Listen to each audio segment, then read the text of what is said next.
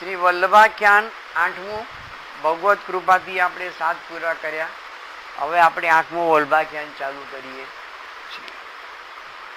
7મા વલ્લભાખ્યાનમાં શ્રીનાથજી, શ્રી નવનીતપ્રિયાજી, શ્રી પ્રભુચરણના અલૌકિક સ્નેહની વાત આવે. હવે આમાં શું આવે એનો પણ ઉલ્લેખ આની અંદર કરેલો. આ ત્રણેય સ્વરૂપનો અંદરનો પ્રેમ કેવો છે એ આ 8મા વલ્લભાખ્યાનમાં આવે છે. આપની સેવાનો પ્રકાર લોકહિત અને લોક સંગ્રહ માટે છે, તેથી ગાયું છે આપ સેવા કરી શીખવે શ્રી હરિ. જો આપણે લોકહિત અને લોક સંગ્રહ, હમણાં 2 વખત પહેલા પણ આપણે એના માટે કીધું હતું, પાછું ફરીથી કહી દઈએ. લોકહિત અને લોક સંગ્રહ કોને કહેવાય? પહેલાના જમાનામાં ઋષિ મુનિઓ, આચાર્યો, બ્રાહ્મણો હોમ કરે, હવન કરે, જપ કરે, તપ કરે અને પછી શું બોલે? સર્વે સુખિનઃ સંતુ, સર્વે સંતુ નિરામયા, સર્વે ભદ્રાણિ પશ્યન્તિ મા કશ્ચિત દુઃખી. એમ બોલી પોતે જે કર્મ કર્યું તે ભગવાનને અર્પણ કરે અને હે પ્રભુ, આ મારું કર્મ હું આપના ચરણમાં અર્પણ કરું છું અને જગત સુખી થાય. આ શું થયું? જગતના હિત માટે કરી અને એમણે કર્મ કર્યું. અને લોક સંગ્રહ કોને કહેવામાં આવે છે? હું કરીશ તો મારું જોઈ અને મારી પ્રજા કરશે. પિતા કરશે તો પુત્રને કરવાનું મન થશે. યથા રાજા તથા પ્રજા, યથા ગુરુ તથા શિષ્ય, યથા પિતા તથા પુત્ર.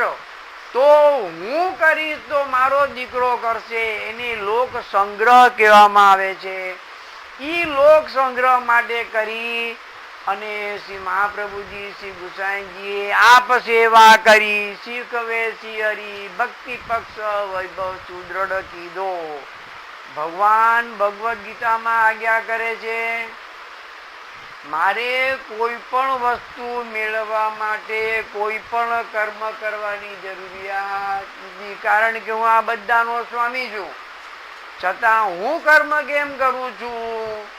લોકો મારું જોઈને શીખે એટલા માટે મારે કર્મ કરવું પડે છે. એટલે 7મા વલ્લભાખ્યાનની પહેલી પંક્તિ આપ સેવા કરી શીખવે. શ્રી મહાપ્રભુજી, શ્રી ગુસાઈજીની સેવાની કોઈ જરૂરિયાત નથી, પરંતુ આપ કરશે તો ધીરે ધીરે સેવાનો પ્રકાર આગળ વધશે.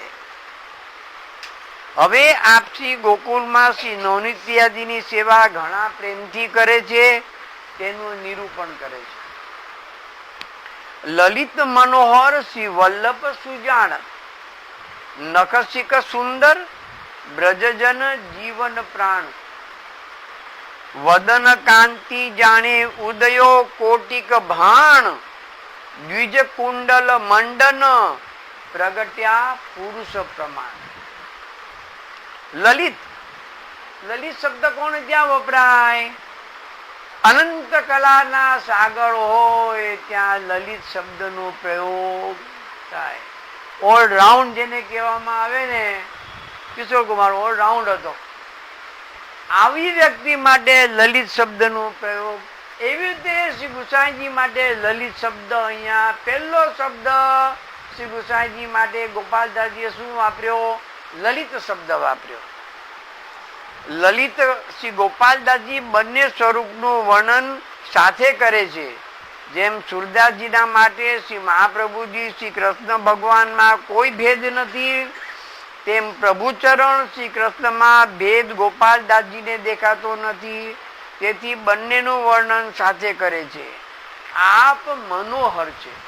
ઠાકોરજી અને શ્રી ગુસાઈજી મનોહર છે.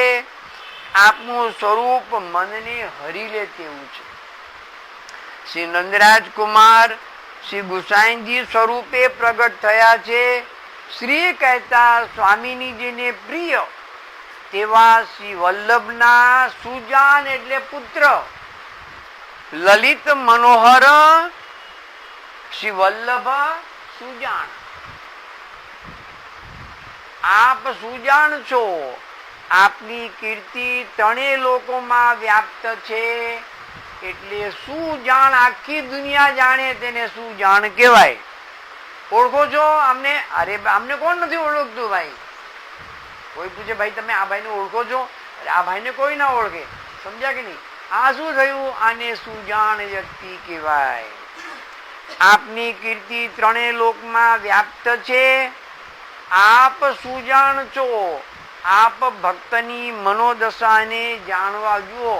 સુજાણનો બીજો અર્થ કાઢ્યો. પહેલો અર્થ શું કાઢ્યો? આપ ત્રણેય લોકમાં પ્રખ્યાત છો તેથી સુજાણ કીધા. અને સુજાણનો બીજો અર્થ આપણી મનોદશા એટલે જીવની મનોદશા અને જીવની હાલત કેવી છે એ સમજવા વાળા એટલે સુજાણ કીધા. લલિત મનોહર શ્રી વલ્લભ સુજાણ નખશિક સુંદર બ્રજજન જીવન પ્રાણ.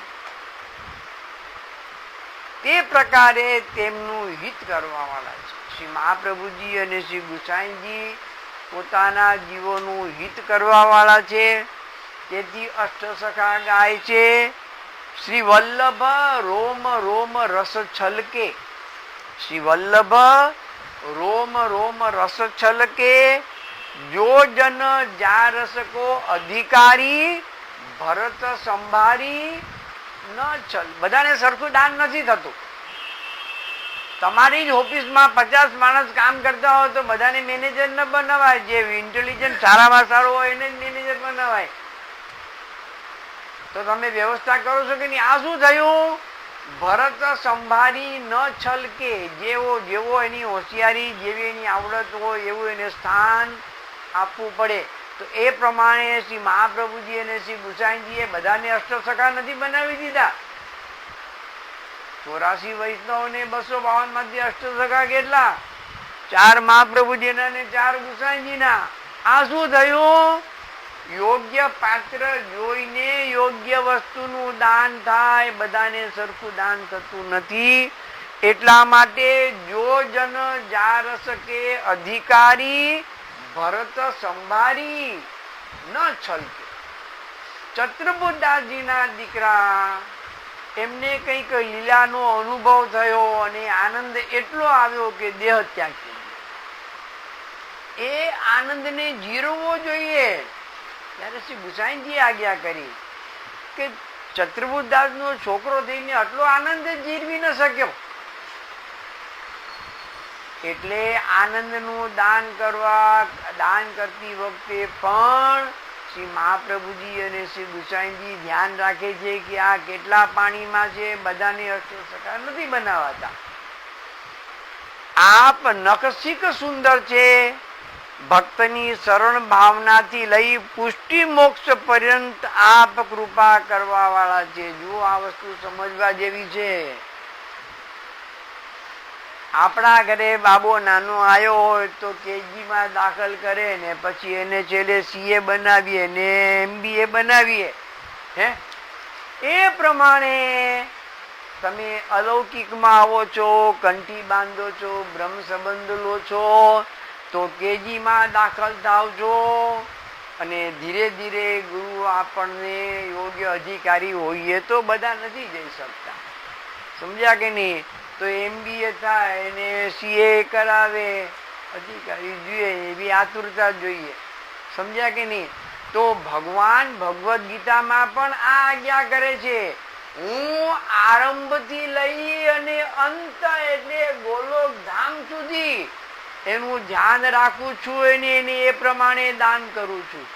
જેમ જેમ કોલેજમાં જેમ પેલી ફર્સ્ટ, સેકન્ડ, થર્ડ, ફોર્થ અને 10th અને પછી આગળ કેમ વધાય છે? આ શું થયું? કોલેજ વાળા ધ્યાન રાખે છે. એ પ્રમાણે શ્રી મહાપ્રભુજી અને શ્રી ગુસાઈજી પણ પોતાના ભક્તનું આ જ રીતે ધ્યાન રાખે છે. વ્રજજન દેવી જીવોના જીવન પ્રાણ છે. તેમને આપના સિવાય બીજું કોઈ પ્રિય નથી. આપ વલ્લભને અતિ પ્રિય છો. કોણ? શ્રી ગુસાઈજી. શ્રી ગુસાઈજી શ્રી મહાપ્રભુજીને ખૂબ જ પ્રિય છે. શ્રી પ્રભુચરણના વદનની શોભા કરોડો સૂર્ય એક સાથે ઉદય થયો હોય તેવી પ્રકાશિત છે. આપ કરોડો ભક્તોના અજ્ઞાન દૂર કરી નિસાધન જીવોનો ઉદ્ધાર કરવાને સામર્થ્યવાન છો. 4 વર્ણમાં બ્રાહ્મણ વર્ણ શ્રેષ્ઠ છે. આપ તેમના પણ શિરોમણી છો. તૈલંગ બ્રાહ્મણ જે છે એ બ્રાહ્મણોમાં પણ ઘણી જાતો છે, એમાં સૌથી શ્રેષ્ઠ તૈલંગ બ્રાહ્મણ, અને એને ત્યાં શ્રી મહાપ્રભુજી અને શ્રી ગુસાઈજીનું પ્રાગટ થયું છે. એ પણ પાછા 100 સોમયજ્ઞ થયા ત્યારે શ્રી મહાપ્રભુજીનું પ્રાગટ્ય છે. આપ તૈલંગ કુલના આભૂષણ છો. આપ પુરુષોમાં પ્રમાણ શ્રી નારાયણ ભગવાન છે. કૃષ્ણ ભગવાન અને શ્રી નારાયણ ભગવાનમાં કોઈ ભેદ નથી. તો અહીંયા શ્રી ગુસાઈજી માટે આ પુરુષોત્તમ પ્રમાણ શ્રી નારાયણ ભગવાન છો. સુબોધજીમાં આપજીના અનેક જગ્યાએ શ્રી કૃષ્ણને શ્રી નારાયણ નામ કયા છે. આપ વેદના રચયિતા તે પુરુષ પ્રમાણ છો. કેવી કલ્પનાને ક્યાંથી ભાવ કાઢે છે, કેવી સુંદર વાત કરી છે. દ્વિજકુલ મંડન પ્રગટ્યા પુરુષ પ્રમાણ. પ્રમાણ પુરુષ કોને કહેવાય? જે વેદના સંપૂર્ણ જ્ઞાતા હોય તેને પ્રમાણ પુરુષ કહેવાય. એવા આપ છો. ગિરિરાજ ધરણ કી, ગિરિરાજ ધરણ કી. આપણે વલ્લભાખ્યાન 8મું પહેલી પંક્તિ કરી. આજે બીજી પંક્તિ છે. પહેલી પંક્તિ વાંચી અને પછી બીજી પંક્તિનો અર્થ કરીએ. લલિત મનોહર શ્રી વલ્લભ સુજાણ નખશિક સુંદર બ્રજજન જીવન પ્રાણ વદન કાંતિ જાણે ઉદયા કોટિક ભાણ દ્વિજકુલ મંડન પ્રગટ્યા પુરુષ પ્રમાણ. આપણે આનો અર્થ પણ આપણે ગયા વખતે કરી ગયા છીએ. હવે આપણે નવી પંક્તિ બીજી લેવાની છે.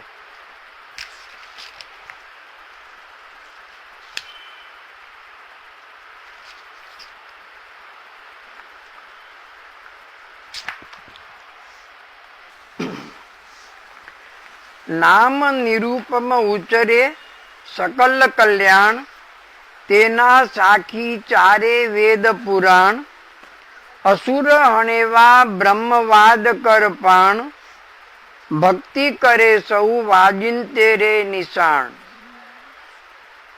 શ્રી ગુસાઈજીને કોઈની ઉપમા ન આપી શકાય, કારણ કે શ્રીમદ ભાગવતમાં દેવો મુત્કુંદ રાજાને કહે છે કે હે રાજન, કૈવલ્ય મોક્ષ સિવાય તમે અમારી પાસે કંઈ પણ માંગો, કારણ કે મોક્ષ આપવાનું સામર્થ્ય ભગવાન શ્રી કૃષ્ણ સિવાય કોઈમાં નથી. નામ નિરૂપમ ઉચરે સકલ કલ્યાણ તેના સાખી ચારે વેદ પુરાણ. આપણે ભાગવતમાં આવી ગયું કે જ્યારે મુત્કુંદ રાજાએ દેવોને મદદ કરી, પછી દેવો પ્રસન્ન થાય કે બોલો હવે તમારી કઈ ઈચ્છા હોય તે મારી પાસે માગો. પછી દેવોએ કહ્યું કે તમે જે માગશો તે બધું અમે તમને આપી શકીએ, પરંતુ મોક્ષ આપવાનું કાર્ય અમારું, મોક્ષ એટલે શું? ગોલોકધામનું સુખ, એ અમે ન આપી શકીએ. એના સિવાય તમે કહો તો તમને ઇન્દ્ર સમાન વૈભવ અમે તમને આપીએ, ત્યાં સુધી અમને ઓથોરિટી છે. પરંતુ ગોલોકધામ અને સાક્ષાત ભગવાનના દર્શન એની સેવા, એ ઓથોરિટી અમારી પાસે નથી. એ તો ભગવાને પોતાના હાથમાં રાખેલી છે.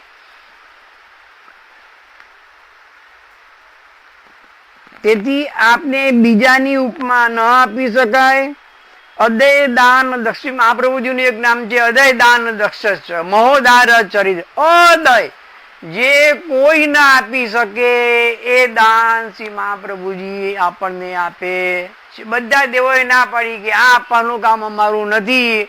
એ કાર્ય શ્રી મહાપ્રભુજી અને શ્રી ગુસાઈજી કરી આપણને ઠાકોરજી પુષ્ટ કરી આપે છે, અને બ્રહ્મ સંબંધ દ્વારા આપણો સંબંધ પણ ત્યાં કરાવી આપે છે. એથી શ્રી મહાપ્રભુજીનું એક નામ છે અદયદાન દક્ષ. જે કોઈને આપી શકે એ અદયદાન શ્રી મહાપ્રભુજી આપે છે. તેથી આપનું નામ, આપના નામ ઉચ્ચાર માત્રથી પ્રાણી માત્રનું કલ્યાણ થઈ જાય. શ્રી મહાપ્રભુજીનું, શ્રી ગુસાઈજીનું, શ્રી ઠાકોરજીનું નામ બોલો તો આપણો બેડો પાર થાય છે. શેરીડોલ લીધી હોય, અંદર શું રિએક્શન થાય છે એ ખબર નથી પડતી, પણ 1 કલાકમાં માથું ઉતરી જાય. એ પ્રમાણે ચાચા શ્રી કૃષ્ણ શરણમાં બોલતા બોલતા ચાચા હરિવંશજી જલ ઉપર ચાલ્યા. આ મંત્રનો પ્રભાવ કેવો છે તમે જુઓ. ચાલ્યા કે નહીં, ઇતિહાસ બોલે છે ને. ચાચા હરિવંશજી જલ ઉપર ચાલ્યા. અહર્નિશ રાતના સૂતા હોય તો પણ શ્રી કૃષ્ણ શરણમાં ચાલુ. એનું પરિણામ શું આવ્યું? એક યોગી જેવી રીતે જલ ઉપર ચાલે એવી રીતે ચાચા હરિવંશજી જલ ઉપર ચાલ્યા. આ મંત્રનો પ્રભાવ છે. હું આ નથી કહેતો, ચારે વેદ એક જ વાત. ગોપાલદાસજી કહે છે કે હું નથી કહેતો. ભગવાન શ્રી મહાપ્રભુજી અને શ્રી ગુસાઈજીના નામનું સામર્થ્ય કેવું છે એ હું નથી કહેતો, વેદ કે છે. કારણ કે વેદ શ્રી કૃષ્ણ ભગવાન, શ્રી નારાયણ ભગવાનના ગુણાનું વાત ગાય છે. અને એ જ કૃષ્ણ ભગવાન શ્રી મહાપ્રભુજી અને શ્રી ગુસાઈજી તરીકે પ્રગટ થયા છે. હરિતે હરિનો, હરિતે હરિ નામ ભલો. ભગવાન કરતા એ ભગવાનનું નામ ઉત્તમ છે. પુરાણ શાસ્ત્ર માંથી ધ્રુવજી, પ્રહલાદજી, અજામિલ, શ્રુતિઓ, નારદજી, ગજેન્દ્ર મોક્ષ, ગજ વગેરે વગેરે બધા જ નામ માત્રથી તરી ગયા. બધા ભગવાનના નામ માત્રથી તરી ગયા છે. પ્રેમ માત્રના નામના ઉચ્ચારથી ભવસાગર પાર કરાવી દે છે. તેના સાખી એટલે કે સાક્ષીઓ વેદ છે. માયાવાદી રૂપી અસુરને શુદ્ધ બ્રહ્મવાદ રૂપી શસ્ત્રથી નાશ કર્યો. માયાવાદીઓ જે હતા, જે બધા જગતને મિથ્યા કહેતા હતા, એ બધાના સિદ્ધાંતો ખોટા પડી શ્રી મહાપ્રભુજીએ શુદ્ધ બ્રહ્મવાદની સ્થાપના કરી. કલીના ધર્મો છે. શ્રીમદ ભગવદ્ ગીતામાં આસુરી ધર્મ બતાવ્યા છે. તે બધા કલીના ધર્મ છે. તેનો નાશ બ્રહ્મવાદ એટલે કે બ્રહ્મ શ્રી કૃષ્ણની વાણી, શ્રીમદ ભગવદ્ ગીતા અને ઉદ્ધવ ઉપદેશથી કલીના ધર્મરૂપી અસુરનો નાશ કર્યો. ભગવદ્ ગીતા અને ઉદ્ધવ ઉપદેશ તમે જેમ જેમ વાંચો, 2 ફાયદા છે. એક, વાણી એનું કામ કરશે. બીજું, તમને જ્ઞાન થશે. તડકામાં ઉભા રહો તો સૂર્ય દેખાય અને શરીરમાં ગરમી આવે. એ પ્રમાણે ભગવદ્ ગીતા સાંભળો, ઉદ્ધવ ઉપદેશ સાંભળો તો તમારી અજ્ઞાનતા ધીરે ધીરે દૂર થતી જશે. સત્ય શું એની તમને ખબર પડશે. અને એનાથી વિશેષ ભગવાનની વાણી પણ કામ કરી જાય છે. ભગવાનની વાણી પણ કામ કરે છે. ભગવાનની વાણીમાં ઉદ્ધારક શક્તિ રહેલી છે. તમે સમજી અને અમલ કરો તો ભાગ્યશાળી છો. પણ ધારો કે એકવાર અમલ ન કર્યો, શેરીડોમાં કેટલા તત્વો નાખેલા છે ને શું છે એ ડોક્ટરને ન પૂછો, પણ ગોળી ખાધી તો એ માથું મટ્યું.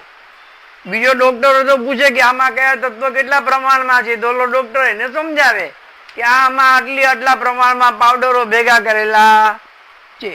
પરંતુ આપણને ખબર નથી તો એ માથું એ શું, ગોળીનો પોતાનો પ્રભાવ કામ. એ પ્રમાણે ભગવદ્ ગીતા, ઉદ્ધવ ઉપદેશ અને ભગવદ્ ગીતા એ ભગવાને અર્જુનને કહી એ સમજી એ પ્રમાણે તમારું જીવન રાખો તો બેડો પાર થવાનો છે.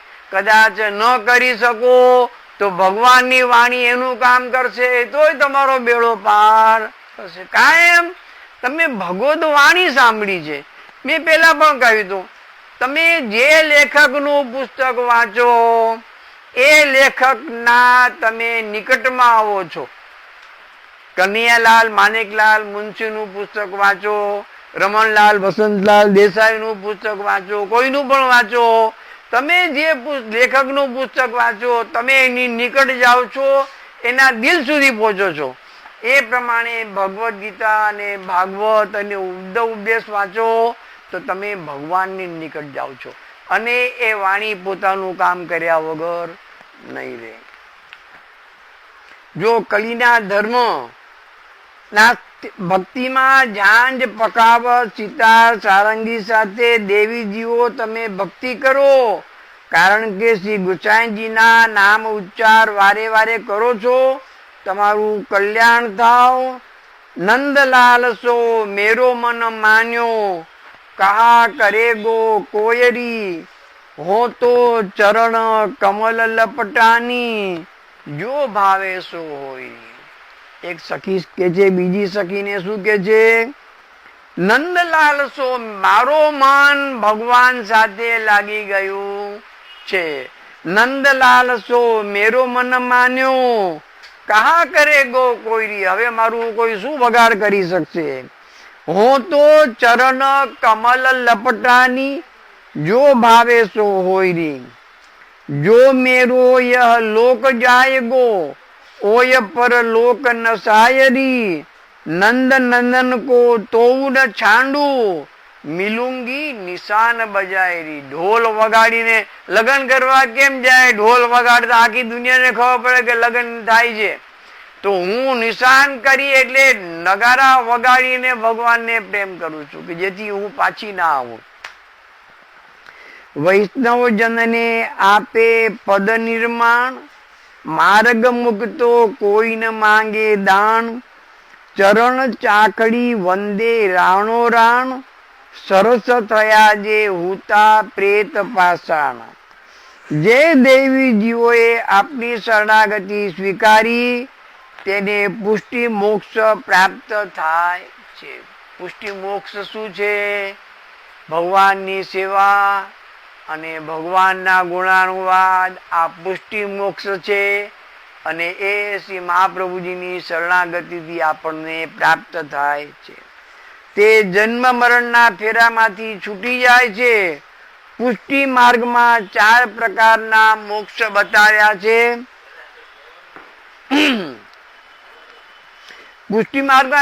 પુષ્ટિ માર્ગમાં 4 પ્રકારના મોક્ષ બતલાવેલા છે. સાયુજ્ય મોક્ષ, સાલોક્ય મોક્ષ, સારૂપ્ય મોક્ષ અને સામીપ્ય મોક્ષ. મોક્ષ 4 પ્રકારના કીધા છે. સાયુજ્ય મોક્ષ કોને કહેવાય? હવે 4 ની પાછી ડેફિનેશન છે.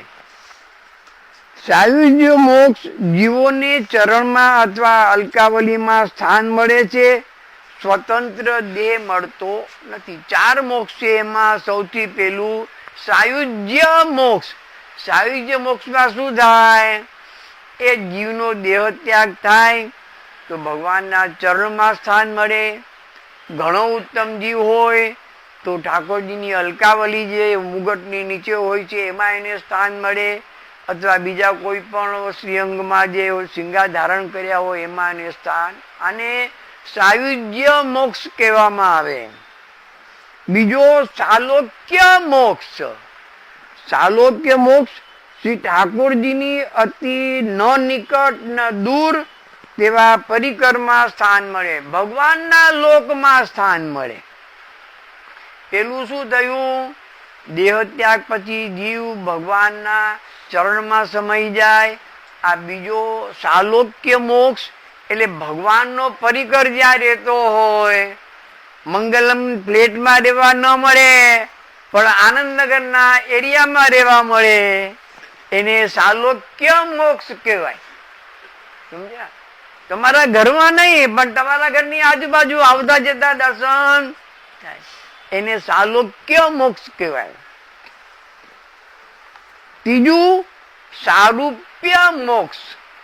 સારૂપ્ય શ્રી ઠાકોરજી સમાન રૂપ મળે. ઠાકોરજી જેવી રીતે ચતુર્ભુજ 4 ભુજ વાળા છે, એ પ્રમાણે એ બધા જે ભાગ્યશાળી જીવો હોય પોતાનો એ ભગવાન જેવા 4 ભુજા વાળા હોય છે. એ ભગવાન જેવા એમનામાં થોડા ઘણા આપણા કરતા ઘણા વિશેષ ધર્મ એમનામાં આવેલા હોય છે. એને સારૂપ્ય મોક્ષ કહેવામાં આવે છે. આપના થોડા ધર્મો પણ તે જીવોમાં આવે છે. અને ચોથું છે સામીપ્ય. સામીપ્ય મોક્ષ કોને કહેવાય? આપણી બાજુની ખુરશીમાં બેઠેલો મેનેજર હોય એને સામીપ્ય મોક્ષ કહેવાય. રોજ જે કોન્ટેક્ટમાં રહેતો હોય ભગવાનની સમીપ એટલે સામીપ્ય. સમીપ્ય ભગવાનની સમીપ એટલે ભગવાનની રોજ નિકટ રહેવા વાળો હોય એને સામીપ્ય મોક્ષ કહેવાય. દેહ ત્યાગ પછી 4 પ્રકારના મોક્ષ મળે છે. સાયુજ્ય મોક્ષ, સાલોક્ય મોક્ષ અને સારૂપ્ય મોક્ષ અને ચોથું સામીપ્ય. આ 4 મોક્ષ જીવને મળે. અથવા નંદાલયમાં સ્થાનમાં બીજા ઘણા નિકટમાં રહેવાના સ્થાનમાં મળે. બધા જ ગોલોક ધામના મોક્ષ છે. કવિ તેનું વર્ણન કરે છે. જીવોનું આ જ પરમ ફળ છે.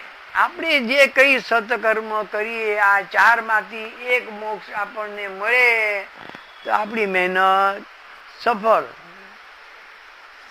નિત્ય લીલામાં સ્થાન તે પરમ ફળ. નિત્ય લીલામાં સ્થાન તે જ પરમ ફળ છે.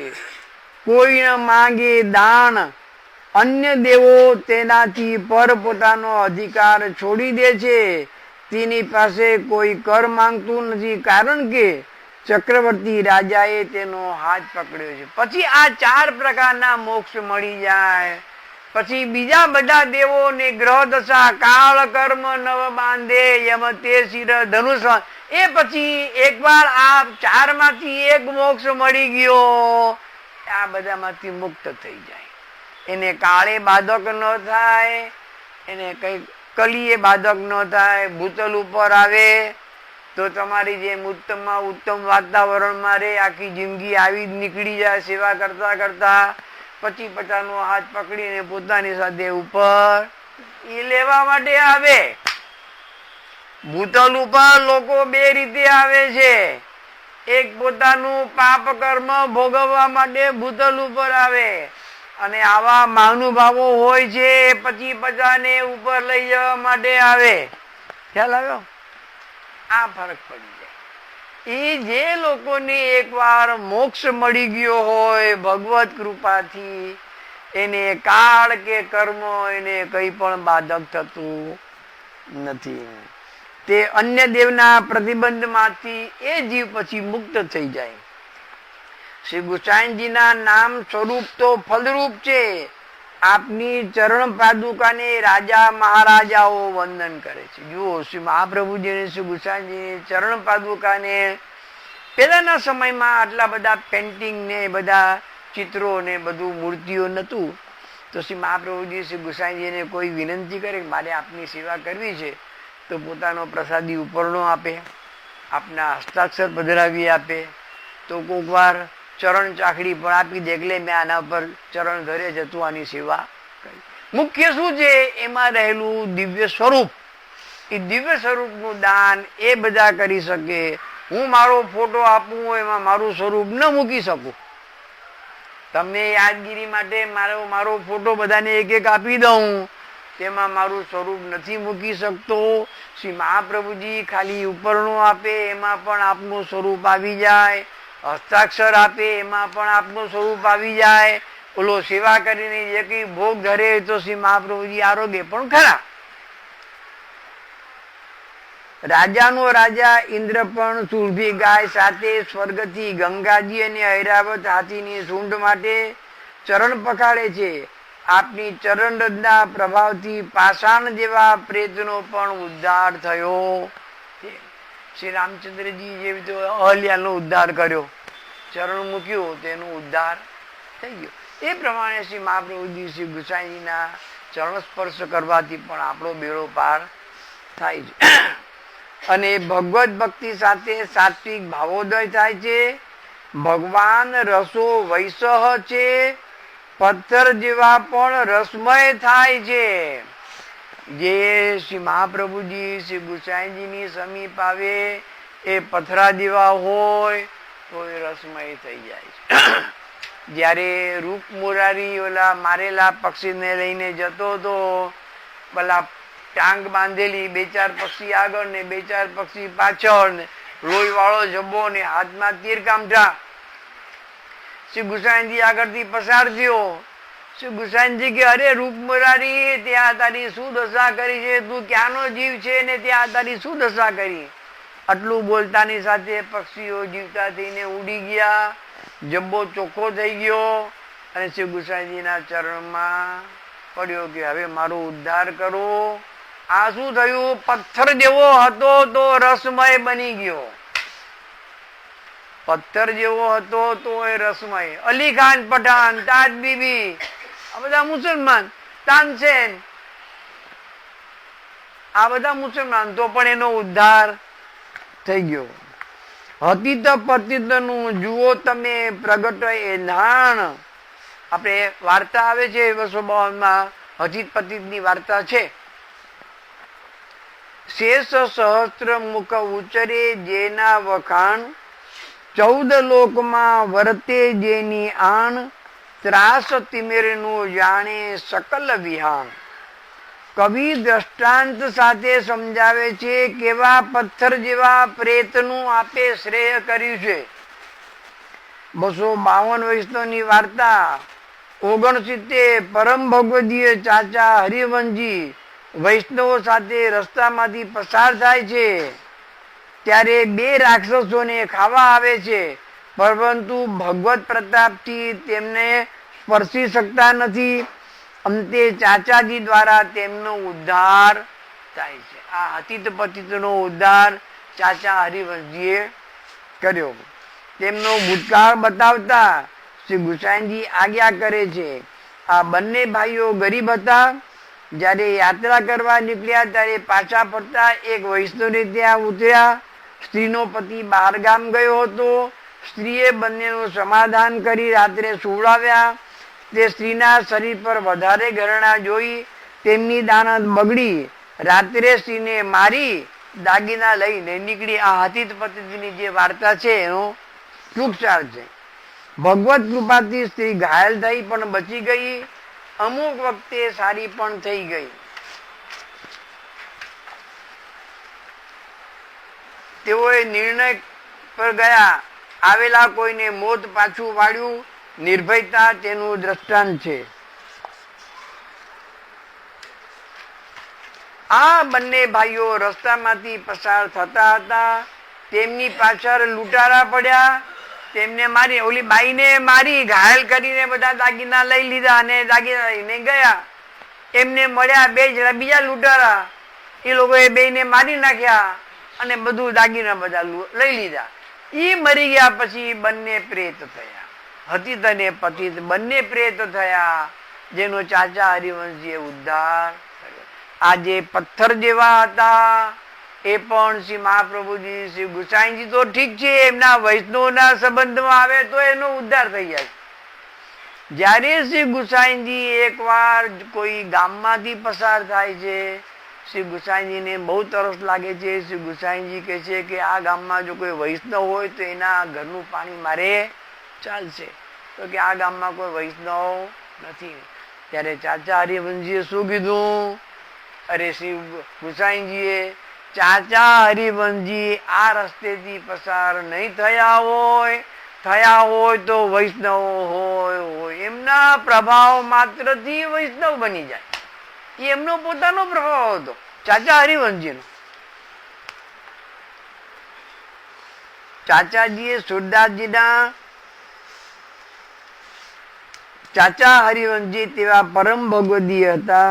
હવે વૈષ્ણવના ધર્મ કેવા હોવા જોઈએ એ સુરદાસજીએ એક પદ ગાયું છે. એ પદ આમાં લીધેલું છે. વૈષ્ણવના ધર્મ એક જુઓ. તમે બધા થોડા ઘણા તો બધા ભણેલા છો. એક સબ્જેક્ટ થી કઈ સર્ટિફિકેટ નથી મળતું. ઇતિહાસે જુએ ને, ભૂગોળે જુએ ને, વિજ્ઞાને જુએ ને, મેથેમેટિક્સ જુએ ને, બધા સબ્જેક્ટ ભેગા થાય પછી પર્સન્ટેજ જોવામાં આવે. એ પ્રમાણે એક ધર્મને ધર્મ નથી કહેવાતો.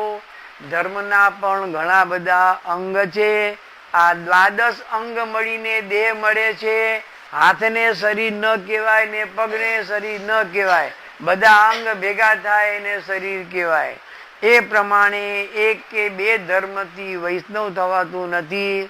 જેવી રીતે નરસિંહ મહેતાએ ગાવ્યું છે, વૈષ્ણવ જન તો તેને કહીએ, એમાં ઘણા ધર્મ બતાવ્યા છે. એવું એક પદ સુરદાસજીનું છે. એસો ભક્ત તરે ઓર તારે. જો કોઈ આવો ભક્ત હોય, પોતે તરી જાય અને બીજાને તારતો જાય. કેવો ભક્ત? પરમ કૃપાળુ, પરમ દીન બંધુ, શરણ ગયે વાકો દુઃખ નિવારે. જે એના શરણમાં જાય એનું દુઃખ દૂર કરી આપે. સબસો મૈત્રી, બધાથી મિત્રતા રાખે. શત્રુ નહીં કોઈ, કોઈનાથી શત્રુતા ન રાખે. વાદ વિવાદ સબનસો હારે. આ એક પોઈન્ટ સમજવા જેવો છે. હરિરસ તબહિતે જાય પૈયે. સ્વાદ વિવાદ હર્ષ આતુરતા ઇતને દંડ જો સહી. સુરદાસજી કહે છે કે હરિનો રસ, હરિનો રસ એટલે તમે સવારે ભગવત સેવા કરો, આ ગુણાનુવાદ અત્યારના સાંભળો છો, તો તમારામાં એક ભગવદ રસ આવીને સ્થિર થાય છે. પરંતુ એને ટકાવવો કઈ રીતે? હરિરસ તબહિતે જાય પૈયે. સ્વાદ, ઇન્દ્રિય ઉપર કાબુ. અસમર્પિત વસ્તુ નામ તસ્માદ વર્જન. જે ઠાકોરજી આરોગે એ જ લેવાનું. અથવા તો કોક વાર છૂટ લેવી હોય તો પ્રસાદી પધરાવીને લઈએ તો પણ આપણને દોષમાં રાહત મળે. અસમર્પિત વસ્તુ નામ. સ્વાદ, બીજું વિવાદ. વિના કારણની જીવાજોડી, અંદરનો રસ જતો રહે છે. કોઈને માર્ગદર્શન આપવું, સજેશન કરવું, પછી ભગવાન તને બુદ્ધિ આપે એમ કરો. જો આટલું કરો તો તમારો રસ જળવાઈ રહે. પણ હું તારો બાપ અને તે મારું કીધું કર્યું જ કેમ નહીં? જો અડધો કલાક ઝઘડો ઘરમાં ચાલ્યો હોય તો આવેલો રસ અંદરથી નીકળી. સ્વાદ વિવાદ હર્ષ આતુરતા. ઘણું નુકસાન થાય તો ઘણું દુઃખ થાય ને 1 લાખની દલાલી થઈ ગઈ હોય તો આનંદ આનંદ આનંદ આનંદ થઈ જાય તો હરિરસ જતો રહે. બે રીતે કાબુમાં રહેવું પડે. સબસો મૈત્રી, વાદ વિવાદ સબનસો હારે. હરિકો નામ જપે નિસવાસર. ઠાકોરજીનું નામ દિવસ અને રાત્રે બોલ્યા કરે. સંશય શોક તાપ નિવારે. અને એની નજીકમાં જો કોઈ આવે, એને જે કોઈ શંકા હોય અથવા એને તાપ હોય તેનો તાપ દૂર કરે. કામ ક્રોધ મમતા મદ મત્સર. માયા માન મોહ ભ્રમ હારે. આ બધા ઉપર વિજય જોઈએ. નિર્લોભી, નિર્વૈર. કોઈનાથી વેર ન જોઈએ. ભગવત પ્રાપ્તિ કરવી હોય તો વેરનો છેડો ફાડી નાખવો પડશે. ત્યાં સુધી ઉપર એન્ટ્રી મળશે નહીં. નિરંતર કૃષ્ણ રૂપ જબ હૃદય વિચારે. હરિકો નામ સુને અરુગાવે. ભગવદ નામ સાંભળે અને બીજાને ગવડાવે. કૃષ્ણ ભજન કરી દુઃખ દૂર આવે. ઠાકોરજીનું નામ લઈ પોતાનું અને બીજાનું દુઃખ દૂર કરે. સૂરદાસ હરિ રૂપ મગન ભય. જે ઠાકોરજીના રૂપમાં મગન થઈ ગયો છે, ગુણ અવગુણ કાપર નહીં આવે. અને બીજાના ગુણે ઘણા ન જોઈએ અને બીજાના અવગુણે ન જોઈએ. આ બધા ધર્મ વૈષ્ણવમાં હોય તો એને વૈષ્ણવતા કહેવાય છે. એક કે બે અંગથી વૈષ્ણવ થવાતું નથી. આવા હતીત પતિતનો ઉદ્ધાર કરવા આપના સેવકો પણ ઉદ્ધાર કરી શકે. શ્રી મહાપ્રભુજી અને શ્રી ગુસાઈજી તો ઉદ્ધાર કરે, ઠાકોરજી ઉદ્ધાર કરે. પરંતુ આવા જે નિકટના આપનો જે પરિકર છે એ પણ ભગવાન જેવું સામર્થ્ય ધરાવે છે, એ પણ બીજાનો બેડો પાર કરી નાખે. આ તેનું દ્રષ્ટાંત છે. અક્ષર બ્રહ્માત્મક શેષજી સહસ્ત્ર મુખથી આપના ગુણ ગાય છે તો પણ સંતોષ થતો નથી. ભગવાન આવા સામર્થ્યવાન છે, રસિક છે, આનંદ ઘન છે, ભક્ત વત્સલ છે. આપની આણ 14 લોકમાં વ્યાપ્ત છે. બધા જ દેવો આપની આજ્ઞાને આધીન છે. આપની ભક્તિ, સત્તા, કીર્તિ 14 ભુવનમાં વ્યાપક છે. આપની સત્તાથી અજ્ઞાન રૂપી અંધકાર દૂર થાય છે. યમયાતના અને જન્મ મરણથી તે મુક્ત થઈ જાય. ભગવાનના નામનું અહર્નિશ રટણ હોય. સેવાયામ વા કથાયામ વા યસ્યાસક્તિ દ્રઢા ભવેદ. આ બે વસ્તુનું જો નિરંતર સેવન થતું હોય તો ઘણા દુઃખોમાંથી છૂટી જવાય. આ જગતમાં અજ્ઞાનતા જ મોટામાં મોટો અંધકાર છે, ત્રાસનું કારણ છે.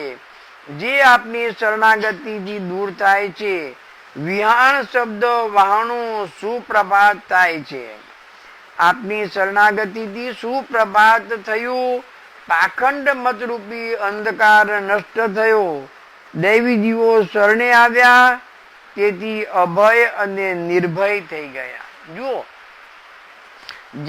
જેવી રીતે કોઈ રાજાનો નોકર હોય, રાજાનો ખાસ અંગત માણસ હોય, એને આખા રાજમાં કોઈના બાપની પડી ન હોય, ખરું કે નહીં? સતીશભાઈ શર્માની એક વાત છે, બહુ સુંદર છે, કીધેલી છે એમને. સતીશભાઈ શર્મા નામ સાંભળ્યું એમને, વલ્ભાખ્યાન ઉપર એમની ટીકા બહુ સુંદર છે.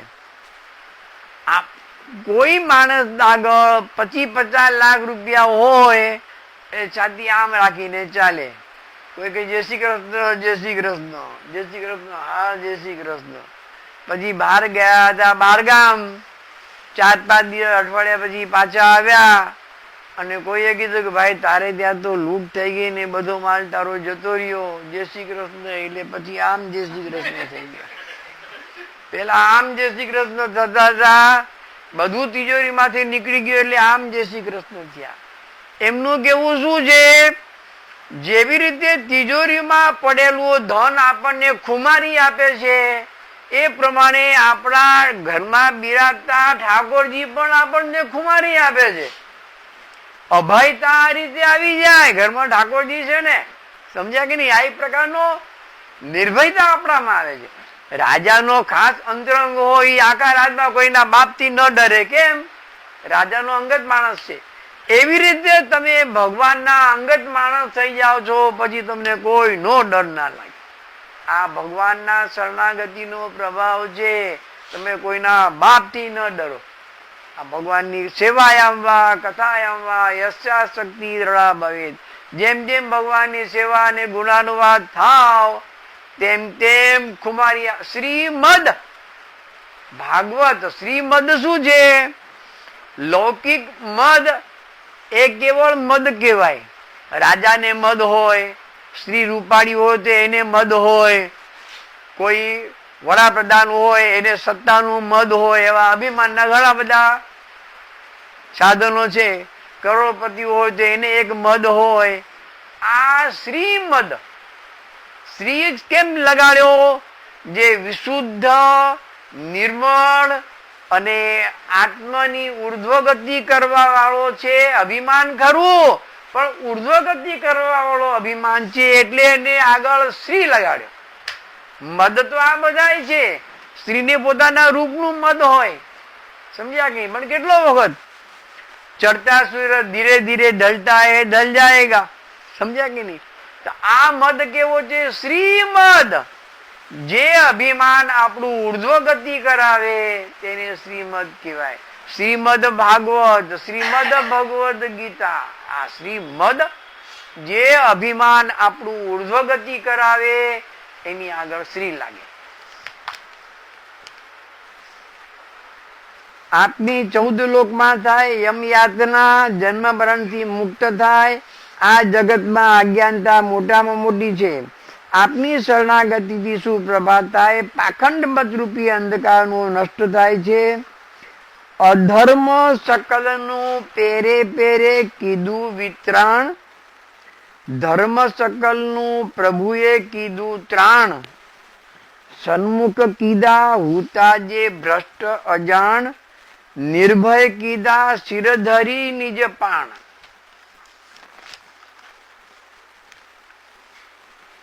હવે એક દીક્ષિતજી મહારાજનો શેર છે જે આમાં લીધેલો છે ભરતભાઈ.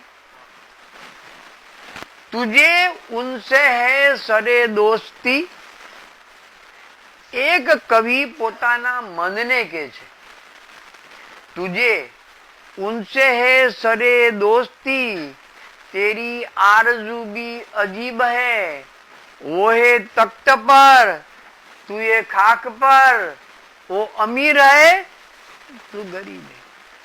એક શાયર પોતાના મનને સમજાવે છે, ભલા માણસ તને ભગવાનથી પ્રેમ થયો છે અને એના માટે તું તારું માથું આપવા તૈયાર છે, પણ તને ખબર નથી ઈ અનંત ગુણોના સ્વામી છે, તું ગુણ શૂન્ય છે. વો હે તખ્ત પર, ઈ સિંહાસન પર બેઠેલા છે અને તું જમીન પર ઉભો છે. સમજ્યા કે નહીં? तुझे उनसे है सरे दोस्ती, तेरी आरज़ू भी अजीब है, वो है तख्त पर तू है खाक पर, वो अमीर है तू गरीब है.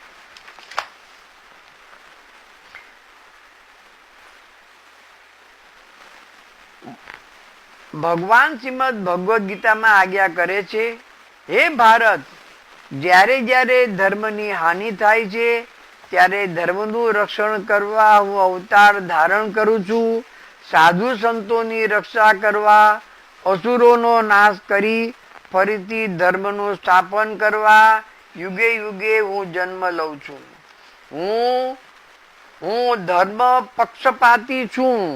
જેઓ જગતમાં અધર્મથી ભ્રષ્ટ થયા હતા, જેવા કે રૂપ મોરારી, તાનસેન, અલીખાન પઠાણ, તાજ બીબી વગેરેને અધર્મ છોડાવી ભગવત સન્મુખ કર્યા છે.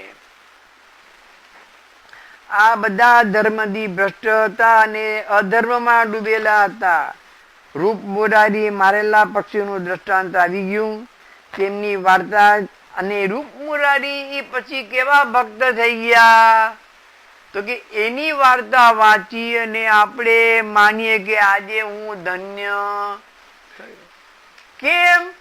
ભગવાને હાથ પકડ્યો અને ભગવાન જેવા ભગવાનનું સ્વરૂપ એમનામાં આવ્યું, તો એમની વાર્તા વાંચીને આપણને આનંદ થાય છે. આવેલા મોતને પણ પાછું વાળ્યું, નિર્ભયતાનું એક દ્રષ્ટાંત છે. હવે જુઓ, નિર્ભયતા જે આવે છે તો નિર્ભયતા આપણને કેટલે હદ સુધીની આવી જાય છે એનું એક દ્રષ્ટાંત છે. વૈષ્ણવની વાર્તા છે, જીવન ક્ષત્રિય. એકવાર સિંહનદના વૈષ્ણવો આચાર્યજીના દર્શન કરવા જતા હતા. રસ્તામાં મુકામ કર્યો, સૌ પોતપોતાની રસોઈ કરવા બેઠા, ત્યાં વરસાદ ચડી આવ્યો. તેથી વૈષ્ણવોને ચિંતાતુર જોઈ જીવનદાસ ક્ષત્રિયે કહ્યું, હે વરસાદ, હમણાં તું વરસે તો તને શ્રી મહાપ્રભુજીની આણ છે.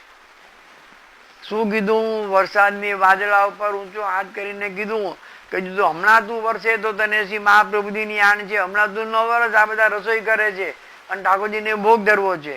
વરસાદ અટકી ગયો અને વરસાદ સાથે જ અટકી ગયો. વૈષ્ણવે શાંતિથી રસોઈ કરી, ભોગ ધરી, પ્રસાદ લીધો. જ્યારે આ વાત શ્રી મહાપ્રભુજીએ જાણી ત્યારે આપે આજ્ઞા કરી, જીવનદાસ, મારી આણ આપ્યા પછી વરસાદ વરસો તો તું શું કરત? જયારે આ વાતની શ્રી મહાપ્રભુજીને ખબર પડી, બધા પછી ગયા, જયારે મુકામાં શ્રી મહાપ્રભુજીના દર્શન કર્યા, કોઈ કે તો વાત કરી હશે ને, ત્યારે શ્રી મહાપ્રભુજી કીધું, જીવનદાસ, તે મારી આણ તો આપી, તો કદાચ વરસાદ વરસ્યો તો તું શું કરત? જીવનદાસે કીધું, જયરાજ, મને આપના સામર્થ્યમાં પૂરો વિશ્વાસ છે. સાંભળી શ્રી મહાપ્રભુજી હસ્યા. આ પ્રકારની નિર્ભયતા વૈષ્ણવમાં આવે છે.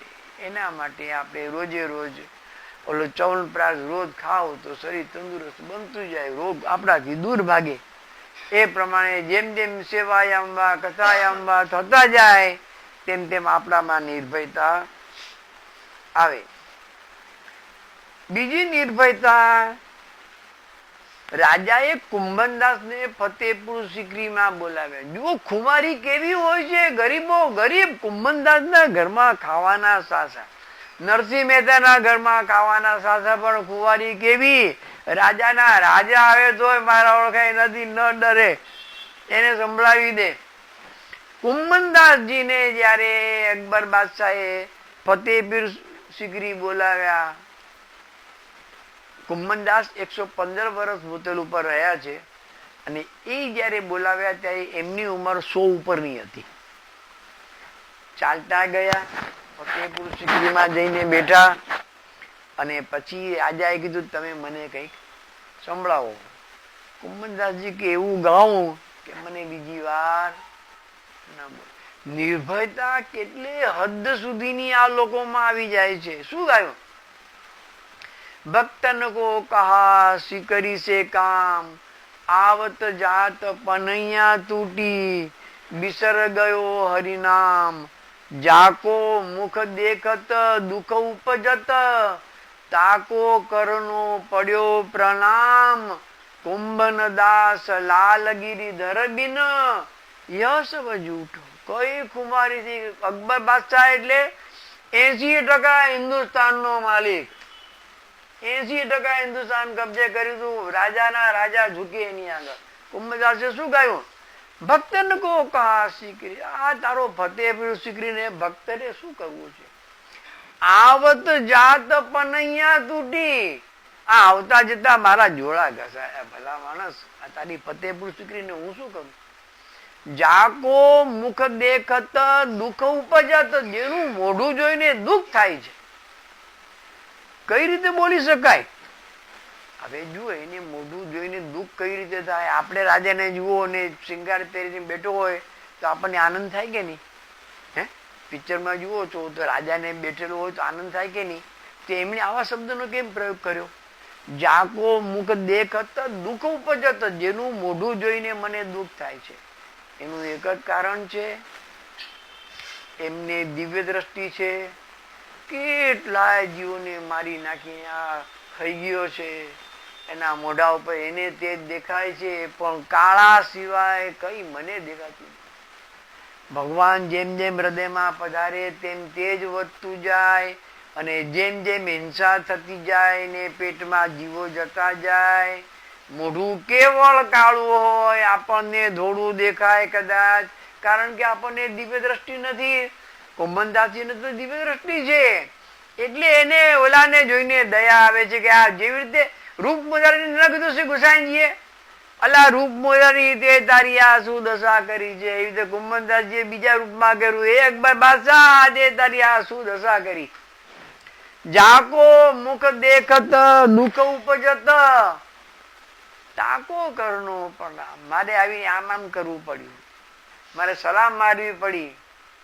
કુંભન દાસ લાલગીરી ધર બિન, ઠાકોરજી સિવાય આખી આ તારી આ જાહો જલાલી બધી ખોટી છે. ચડતા સૂરજ ધીરે ધીરે ઢલતા એ ઢલ જાયેગા. સમજ્યા કે નહીં? આ કુમારી આવી જાય છે, આને શ્રીમદ આને કહેવાય. સમજ્યા કે નહીં? આ ધર્મની કુમારી આવે. ફકીરોમાં આવ્યું હોય ને હોય, જે લોકો આ વસ્તુમાંથી જેનું મન હટી ગયું છે ને, કુમારી આવે આવે ને આવે. સોક્રેટિસ નો એક એનો મિત્ર હતો, એ કોઈ મોટું પ્રદર્શન થઈ ગયું, ત્યાં આગળ લઈ ગયા સોક્રેટિસ ને. પ્રદર્શન જોઈને સોક્રેટિસ બહુ રાજી થયા, એટલે કીધું મને બહુ આનંદ આવે જોઈને. તો કે તારે જે જોઈ વસ્તુ હું તને આમાંથી અપાવી દઉં. એનો મિત્ર શ્રીમંત હતો, એક તું જે કઈ વસ્તુ તને હું આમાંથી અપાવું. સોક્રેટિસ કે મને એનો આનંદ છે કે આ બધી વસ્તુ વગર મારું કામ ચાલે છે. આને મદ કહેવાય. આ વૈરાગ્ય અને ભગવાનની ભક્તિ જ્યાં બે ભેગી થાય, એક સ્ત્રી હોય રૂપાળી ને પછી પૈસો હોય એટલે એનો આખો રૂઆબાજ અલગ હોય, એવી રીતે વૈરાગ્ય અને ભક્તિ બે ભેગા થાય એ દુનિયામાં કોઈને ગાંઠે નહીં. આ નિર્ભયતા આવી જાય છે. આવત જાત પનૈયા તૂટી બિસર ગયો હરિનામ, ભક્તન કો કહા સિકરી સે કામ, गिरिराज धरण की जय, गिरिराज ધરણ કી જય. આપણે ગયા વખતે કુંભનદાસજીના પ્રસંગ પાસે અટકેલા હતા. કુંભનદાસજીને જ્યારે રાજાએ ફતેહપુર સિકરીમાં બોલાવ્યા ત્યારે કુંભનદાસ આપના જીવનમાં 115 વર્ષ ભૂતલ ઉપર રહ્યા. એમાં લગભગ 100 વર્ષ પછી વ્રજ છોડી અને કુંભનદાસજી બહાર ગયા છે. આ લગભગ પ્રસંગ ત્યાંનો છે. સતીશભાઈ શર્મા જેણે વલ્ભાખ્યાન ઉપર ટીકા કરી છે એમાંથી આ વાત મને ખબર પડી છે. જ્યારે કુંભનદાસજીને કહેવામાં આવ્યું કે તમે કંઈક ગાઓ, ત્યારે કુંભનદાસજીએ વિચાર કર્યો કે એવું કંઈક ગાઓ કે જેથી મને બીજી વાર બોલાવે નહીં. ત્યારે કુંભનદાસજીએ ગાયું, ભક્તન કો કહા સિકરી સે કામ, આવત જાત પનૈયા તૂટી બિસર ગયો હરિનામ, જાકો મુખ દેખત દુઃખ ઉપજત, તાકો કરનો પર્યો પ્રણામ, કુંભનદાસ લાલ ગિરિધર બિન યહ સબ જૂઠો ધામ. જ્યારે આ પદ ગાયું ત્યારે દરબારીઓના મનમાં થયું કે હમણાં રાજા જેલમાં પૂરશે કુંભનદાસજીને અથવા તો શિરચ્છેદ કરશે. પરંતુ અકબર બાદશાહ પણ શ્રી ગુસાઈજીના સંગમાં આવ્યા પછી તેમનું ભક્ત હૃદય થઈ ગયું હતું. તેથી તેમણે કહ્યું કે હવે તમે મારી પાસે કંઈક માગો. ત્યારે કુંભનદાસજીએ કહ્યું કે હવે મને બીજી વાર બોલાવશો નહીં. આ પ્રસંગ બતાવે છે કે ભક્તમાં કેટલે હદ સુધીની નિર્ભયતા આવી જાય છે. ભક્તમાં કેટલે હદ સુધીની નિર્ભયતા આવી જાય છે. એક વાક્ય છે, સાચો ભક્ત એ જ છે જે બીજાથી દબાતો નથી અને બીજાને દબાવતો નથી. ખાસ ધ્યાનથી સાંભળો. સાચો ભક્તની વ્યાખ્યા શું છે? સાચો ભક્ત એ જ કહેવાય જે બીજાને દબાવે નહીં અને બીજાથી દબાય નહીં. તે જ સાચો ભક્ત છે. વેદમાં તત્વરસ ભરેલા છે. ભગવાનની યથાર્થ શક્તિનું વર્ણન છે. આપની શક્તિ યશથી ભરેલી છે. ભગવાનની શક્તિ યશથી ભરેલી છે. યશ એટલે ગુજરાતીમાં જેને જસ કહેવામાં આવે છે, સંસ્કૃતમાં તેને યશ કહેવામાં આવે છે. ભગવાને મનથી જે સંકલ્પ કર્યો, આપનો સંકલ્પ સત્ય થઈને રહ્યો, એને ભગવાનનો યશ કહેવામાં આવે છે. ભગવાન કર્તુમ અકર્તુમ અન્યથા કર્તુમ છે. ભગવાનની બધી ઈચ્છા શક્તિ યશવાળી છે. ભગવાનની જ્ઞાન શક્તિ ક્રિયા શક્તિ અનંત છે. હરિ અનંત હરિ ગુણ અનંતા. ભગવાનની જ્ઞાન શક્તિ અને ક્રિયા શક્તિ અનંત છે. ભગવાને માઇક્રોસ્કોપમાં જોઈ શકાય તેવા નાના નાના બેક્ટેરિયા બનાવ્યા અને 100 ફૂટ જેવી લાંબી વ્હેલ માછલી પણ ભગવાને બનાવી. બધાના શરીરની રચના અલગ અલગ ભગવાને કરી. ભગવાને મનથી જે સંકલ્પ કર્યો તે સિદ્ધ થઈને રહ્યો. ભગવાને બરફના ઉત્તર ધ્રુવ અને દક્ષિણ ધ્રુવમાં રહી શકે તેવા પશુ પક્ષી અને વનસ્પતિ બનાવ્યા.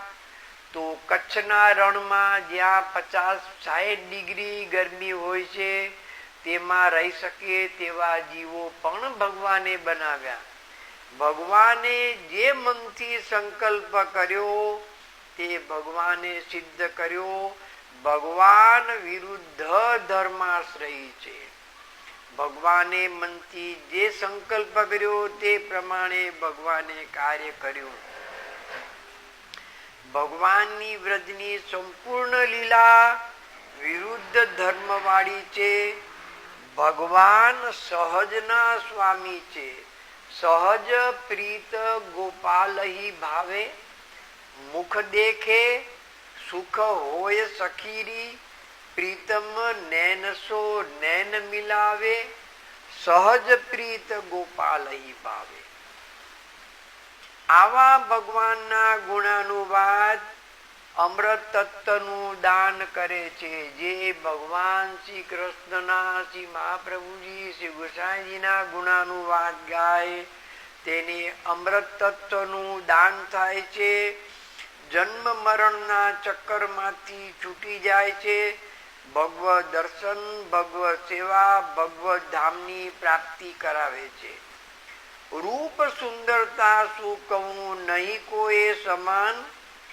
આગળ નખશિક સુંદરતાનું વર્ણન કર્યું તો બીજી વખત સુંદરતા શબ્દ ગોપાલદાસજીએ પાછો મૂક્યો છે. પહેલી વાર સુંદર શબ્દ જે ગોપાલદાસજીએ મૂકેલો છે તે ભગવાનના સ્વરૂપનું વર્ણન છે, અને બીજી વાર જે ગોપાલદાસજીએ સુંદર શબ્દ મૂક્યો છે એ ભગવાનની અનંત જ્ઞાન શક્તિ માટે સુંદર શબ્દનો પ્રયોગ ગોપાલદાસજી કરે છે. વેદના રચયિતા ભગવાન શ્રી નારાયણ ભગવાન છે. શ્રી કૃષ્ણ ભગવાન અને નારાયણ ભગવાન બંને એક જ સ્વરૂપ છે. ખાલી સ્વરૂપ ભેદ છે, બંને એક જ છે. એ જ ભગવાને બ્રહ્માજીને ઉપદેશ આપ્યો, જેને ભાગવત ચતુશ્લોકી કહેવામાં આવે છે. એ જ ભગવાને ભગવદ્ ગીતામાં અર્જુનને ઉપદેશ આપ્યો અને ઉદ્ધવજીને આપના જીવનમાં અંતિમ સમયમાં ઉપદેશ આપ્યો. ભગવાન વેદમાં આજ્ઞા, ભગવાન ભગવદ્ ગીતામાં અર્જુનને આજ્ઞા કરે છે. હે અર્જુન, વેદનો રચયિતા હું છું. વેદને સંપૂર્ણ જાણવા વાળો હું છું. મારા સિવાય વેદને કોઈ સંપૂર્ણ જાણી શકતું નથી. અને વેદ જાણ્યા પછી મેળવવાનું પરમ તત્વ હોય તો તે પણ હું છું. ભગવાનની જ્ઞાન શક્તિ અને સુંદરતા ક્રિયા શક્તિ આપના સમાન બીજા કોઈમાં નથી.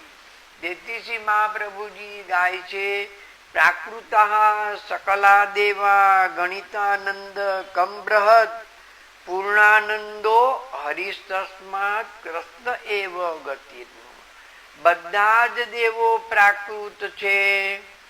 હરિ કૃષ્ણ એવ પૂર્ણાનંદો હરિસ્ત, પૂર્ણાનંદ અને અગણિતાનંદ શ્રી કૃષ્ણ ભગવાન અને શ્રી નારાયણ ભગવાન સિવાય બીજું કોઈ નથી.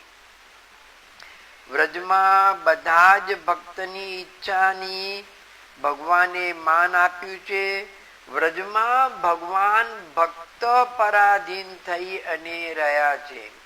યશોદાજીને બ્રહ્માંડના દર્શન કરાવ્યા. ગ્વાલ બાલને સખ્ય સુખ આપ્યું. શ્રુતિ રૂપા ગોપીજનની ઈચ્છા પૂરી કરી. રાસનું સુખ આપ્યું. ગ્વાલ બાલને વૈકુંઠના દર્શન કરાવ્યા. અહમ ભક્ત પરાધીન, ભગવાને બધા જ ભક્તની ઈચ્છા પૂરી કરી. તેમ મારા સસુર ગોપાલદાસજી કહે છે, તે મારા સસુર ભાઈલા કોઠારીની ઈચ્છા પણ પૂરી કરી. મને ચરવી દ્વારા આપના સ્વરૂપનું દાન કર્યું અને મને સાગર બનાવી દીધો. જેવી રીતે ભગવાને વ્રજમાં વ્રજવાસીઓની ઈચ્છા પૂરી કરી, એવા ભક્તાધીન ભગવાને મારા સસુર નહીં પરંતુ પરમ ભગવદીય ભાઈલા કોઠારીની ઈચ્છા પૂરી કરી મારા ઉપર કૃપા કરી. અહીં ગોપાલદાસજી લાણ શબ્દનો પ્રયોગ કરે છે. લાણ એટલે જ્યારે કોઈ લગ્ન પ્રસંગ હોય, સ્ત્રીઓ ગાણા ગાય, તેના પછી બધાને લાણી આપવામાં આવે છે. અહીંયા વ્રજભાષામાં એને લાણ શબ્દ પણ કહેવાય છે. તો ભગવાને શ્રી ગુસાઈજીએ ભાઈલા કોઠારીની ઈચ્છા પૂરી કરી. હવે આપણે પંક્તિ 11 અને 12મી લેવાની છે.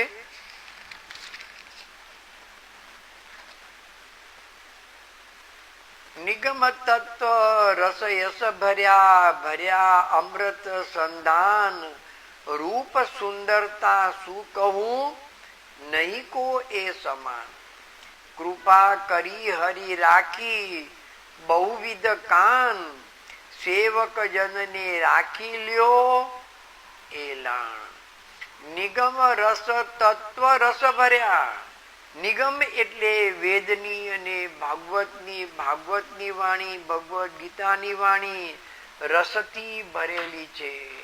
રસથી ભરેલી એટલે જ્ઞાનના ભંડાર ભરેલા છે. ભર્યા અમૃત સંધાન. જેમ તીર ઉપર સંધાન કરવામાં આવે અને પછી તીર છોડવામાં આવે તો તેની નિશાની પર તીર જાય, તે પ્રમાણે જે વેદ ઉપનિષદ બ્રહ્મસૂત્ર વાંચે છે તે અમૃત તત્વને પ્રાપ્ત કરે છે. સુંદરતા, રૂપ સુંદરતા હું શું કહું નહીં કોઈ સમાન. શ્રી મહાપ્રભુજી, શ્રી ગુસાઈજી અને ઠાકોરજીના સુંદરતા સમાન બીજી આ જગતમાં કોઈ સુંદરતા નથી. ગોપાલદાસજી બે પ્રકારની સુંદરતા બતાવે છે. એક રૂપ સુંદરતા અને બીજી જ્ઞાન સુંદરતા. બંને સુંદરતા શ્રી ઠાકોરજી, શ્રી મહાપ્રભુજી અને શ્રી ગુસાઈજીમાં છે. કૃપા કરી હરી રાખી બહુવિધ કાન. કૃપા કરીને શ્રી ગુસાઈજીએ મને ને મારા સસુરને આપની પાસે રાખી અને સેવકની બધી ઈચ્છા આપે પૂરી કરી. વેદ ઉપનિષદમાં જે બ્રહ્મ તત્વની વાત આવે છે તે બધી જ રસરૂપ છે. એટલે કે ભક્તોને દેવી જીવોની આનંદનું દાન કરે છે, બ્રહ્મ તત્વનું દાન કરે છે, તેથી રસરૂપ છે. પાછું યશ ભગવાનને ક્ષણે ક્ષણે પ્રગટ કરે છે.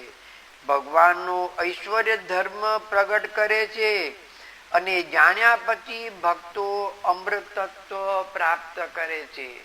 જો એકવાર અમૃત તત્વ પ્રાપ્ત થઈ જાય તો આ જગતના જીવો આવાગમનમાંથી છૂટી જાય છે. પુનરપી જનનમ પુનરપી મરણમ પુનરપી જનની જઠરે શયનમ. તેમાંથી તેઓ બહાર આવી જાય છે. આપણા ભગવાન આવા દયાળુ છે. હવે કૃપા કરી અમે આપના સેવક છીએ, હવે આપનાથી અમને દૂર ન કરશો એવું ગોપાલદાસજી ભગવાનને વિનંતી કરે છે.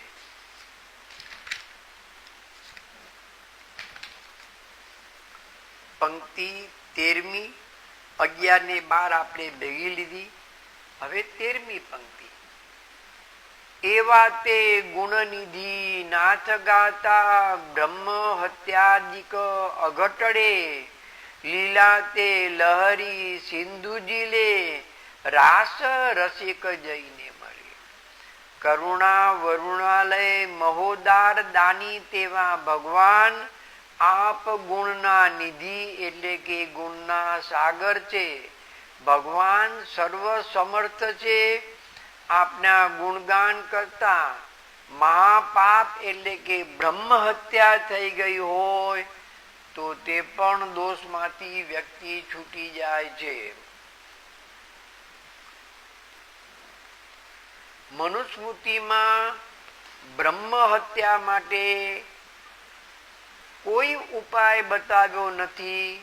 ભગવાનની શરણાગતિ અને ભગવાનના ગુણાનુવાદથી બ્રહ્મ હત્યા જેવા દોષ પણ દૂર થાય છે, તેમ ગોપાલદાસજી કહે છે. એ વાતે ગુણનિધિ નાથ ગાતા બ્રહ્મ હત્યાદિક અઘટડે. તેથી ભગવાન અર્જુનને કહે છે, મામેકમ શરણમ વ્રજ, હું તારા કરોડો દોષને માફ કરાવી આપીશ, તું મારા શરણમાં આવી જા. સુખ પ્રાપ્તિ માટે જીવ ભગવદ લીલાનું આનંદ માણે છે. સમુદ્ર કિનારે ઉભા હોઈએ ત્યારે મોજા સાથે આવતો પવન શરીર મનને પ્રસન્ન કરે, તેમ અવ્યય નિત્યાનંદનો અનુભવ કરે છે અને રાસમાં રસિક તેવા ભગવાનની પ્રાપ્તિ કરે છે. જ્યાં આપનો પરિકર આપના માટે તત્પર છે તેને સાલોક્ય મોક્ષ કહેવામાં આવે છે. પંક્તિ 14મી. નિસાધન જન હિત કરવા શ્રીનાથ વિઠ્ઠલ આવ્યા, વ્રજમાં તે હિંડે મલપતા, તે વ્રજ સખી મન ભાવિયા. આવા આત્મારામ ભગવાન જે જ્ઞાન અને સાધન રહિત તેવા નિસાધન જીવો માટે તેમનું શ્રેય કરવા શ્રી પ્રભુ ચરણ સ્વરૂપે ભૂતલ ઉપર પધાર્યા છે. શ્રીનાથ વિઠ્ઠલ લોકવેદાતીત લોકવેદ પ્રસિદ્ધ ઉભય સ્વરૂપે સર્વોદ્ધારક બની પધાર્યા છે. તે પણ વ્રજમાં પધાર્યા છે, જે આપનું રમણ સ્થાન હતું. ત્યાં ગજગતિ ચાલતી મલપતા ચાલે છે, આનંદ મગ્નથી ચાલે છે અને તેવા સ્વરૂપે વ્રજવાસીના મનનું ભગવાન હરણ કરે છે. આપ વ્રજવાસીને અતિ પ્રિય લાગે છે. શ્રુતિરૂપા ગોપીજનને મનભાવન તેવા ભગવાન છે. શ્રુતિરૂપા જ્ઞાન અને વૈરાગ્યથી ભરેલા છે, છતાં પણ ભગવાનનું રૂપ ભગવાનની લીલા તેમના મનનું હરણ કરી લે છે. પંક્તિ 15મી. કમલ નેણે અમૃત વેણે વાક્ય માધુરી રેડતા, વેદ ધ્વનિ મિસ હસ્ત ચલણે શોભે સૌને તેડતા. શ્રી ઠાકોરજીના નેત્ર કમલ જેવા છે. તે નેત્ર એટલા સુંદર છે કે બધાના મનનું હરણ કરે છે. જે બીજાના મનનું હરણ કરે તે શ્રેષ્ઠ વ્યક્તિ છે અને એ જ વાસ્તવમાં ભગવાનને પ્રિય માનવામાં આવે છે. ભગવાનને જે પ્રિય હોય તેવા પ્રિય બીજાના મનનું પણ હરણ કરી શકે. જેમ કમળમાં રહેવા છતાં પાણીથી કમળ અલિપ્ત છે, તેમ ભગવાનમાં 6 ધર્મ ઐશ્વર્ય, વીર્ય, યશ, શ્રી, જ્ઞાન અને અંતમાં વૈરાગ્ય ધર્મ પણ ભગવાનમાં છે. આ જગતના માનવોમાં સત્તા આવે, શક્તિ આવે અને પછી ધનનો વરસાદ થાય તો વ્યક્તિને આ બધું પચાવવું કઠિન થઈ પડે છે. તે અભિમાનમાં રાવણની જેમ આવી જ જાય છે. ભગવાનમાં વૈરાગ્ય ધર્મ છે, તેથી ભગવાન જલ કમલવત છે. એટલા માટે ભગવાનના નેત્રને કમળની ઉપમા આપવામાં આવી છે. નેત્ર દ્વારા આપણામાં બધા રસ ભગવાન જાગૃત કરે છે, પરંતુ નેત્ર અલિપ્ત હોય તો મન ચલિત ન થાય. ભગવાનની વાણી અમૃતમય છે. વ્રજભાષા દુનિયાની મધુરમાં મધુર ભાષા છે, તેવા સાહિત્યના મોટા મોટા વિદ્વાનોએ સ્વીકાર કર્યો છે. ભગવાનની વાણી અતિ મધુર છે.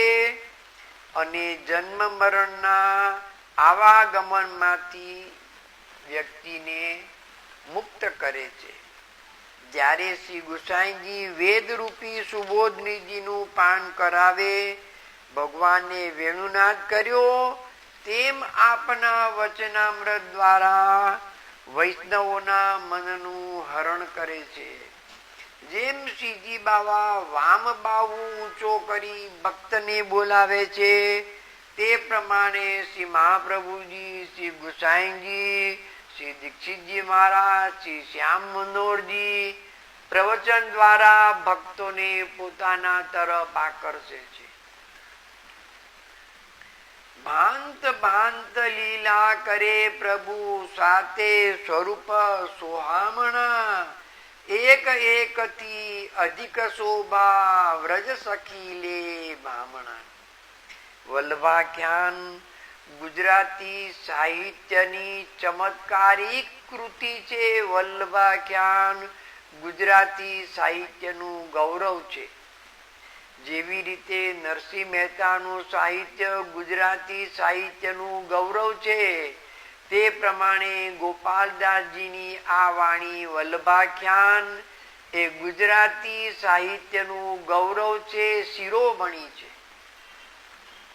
ભાંત ભાંત લીલા કરે પ્રભુ સાતે સ્વરૂપ સોહામણા, એક એક થી અધિક શોભા વ્રજ સખી લે ભામણા. શ્રીજી બાવા એકોહમ બહુશ્યામના ન્યાયે શ્રીજી બાવાએ 7 સ્વરૂપ ધારણ કરી ભક્તોની સેવાનો સ્વીકાર કરે છે. એક શ્રી શ્રીનાથજી, બીજા શ્રી નવનીત પ્રિયાજી આ બે નિધિ સ્વરૂપમાં ન આવતા બાકીના સ્વરૂપ નિધિ સ્વરૂપમાં આવે છે. શ્રી ગુસાઈજીએ આપના બાળકોને એક એક સ્વરૂપ પધરાવી આપ્યું. તેમાં પ્રથમ શ્રી મથુરેશજી, શ્રી વિઠ્લેશરાયજી, શ્રી દ્વારકાનાથજી, શ્રી ગોકુલનાથજી, શ્રી ગોકુલચંદ્રમાજી, શ્રી મુકુંદરાયજી. જ્યારે શ્રી મહાપ્રભુજીએ ભૂતલની પૃથ્વીની 3 વખત પરિક્રમા કરી, ત્યારે આપની સાથે જે સ્વરૂપ હતું તે શ્રી મુકુંદરાયજીનું સ્વરૂપ હતું. એ સ્વરૂપ કાશીમાં આજે પણ બિરાજે છે. અને 7મું સ્વરૂપ શ્રી મદન મોહનજી. શ્રી ગુસાઈજીના 7 લાલજી સેવા દ્વારા સુખ આપે છે અને સુખ લે છે. શ્રી મહાપ્રભુજી, શ્રી ગુસાઈજી અને આપના બાળકો યજ્ઞ કરતા અને યજ્ઞ ભોગતા છે. ભિન્ન ભિન્ન સેવા પ્રકાર, ભિન્ન ભિન્ન આનંદ, વિવિધતા ભગવાનનો આનંદ છે. સાથે આચાર્ય સ્વરૂપ, સાથે ભગવત સ્વરૂપ એક એક થી અધિક છે. વૈષ્ણવના રૂપમાં વ્રજ ભક્તો ઓવારણા લે છે. વ્રજ સખી લે ભામણા, ભક્તોના હૃદય નોછાવરી જાય છે. આ ભાવ અને આનંદની પરાકાષ્ઠા છે. જ્યારે કોઈ વ્યક્તિ ઉપર આનંદની આપણને પરાકાષ્ઠા થઈ જાય, ત્યારે આપણું મન તેના ઉપર નોછાવર થાય છે. મન એમને નોછાવર થતું નથી. આવા મહાનુભાવો આપણા મનનું હરણ કરી લે છે, ત્યારે મન નોછાવર થાય છે. બધા ઉપર મન નોછાવર ન થાય.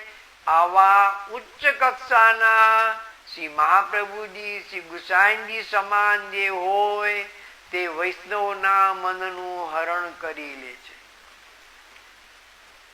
પંક્તિ 17મી. પેરે પેરે પરિવાર સોએ, દેવ મોહે નિરખતા, ઉત્સાહ આનંદ અધિક વાદ્યો, કુસુમ વરકે હરકતા. શ્રી મહાપ્રભુજી, શ્રી ગુસાઈજી પુત્ર પૌત્ર બેટીજી પરિવાર શોભવા લાગ્યો. દેવોને સ્વર્ગમાં દુઃખ થયું કે કૃષ્ણાવતાર વખતે અમે યાદવો સ્વરૂપે આપની સાથે હતા, હવે આપનો જ નિકટનો પરિકર છે, તેથી અમે આ સુખ લઈ શકતા નથી. છતાં પણ દર્શન કરી આનંદ ઉત્સાહિત થયા અને પુષ્પની વૃષ્ટિ કરવા લાગ્યા. ધન્ય છે શ્રી મહાપ્રભુજીને, શ્રી ગુસાઈજીને, આપના બાળકોને જેના ઉપર દેવો પુષ્પની વૃષ્ટિ કરે છે. રંગે તે રમતા રસ ભર્યા પ્રભુ ઘોષમાં લીલા કરે.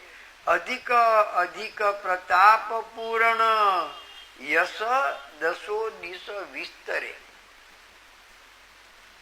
અનેક વિવિધ રંગો સાથે વસ્ત્ર શૃંગાર અલંકારથી શ્રી ઠાકોરજી અને વ્રજ ભક્તો વિવિધ કલા ગાન વાજિંત્ર નૃત્ય સાથે ગોકુલમાં લીલા કરે છે.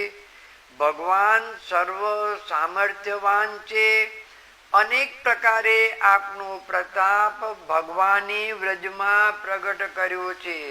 જ્યાં સુધી મહાત્મા જ્ઞાન પ્રગટ ન થાય ત્યાં સુધી ભક્તિ સુદ્રઢ થતી નથી, તેવું શ્રીમદ ભાગવતનું વાક્ય છે. ભગવાન આપ્તકામ છે.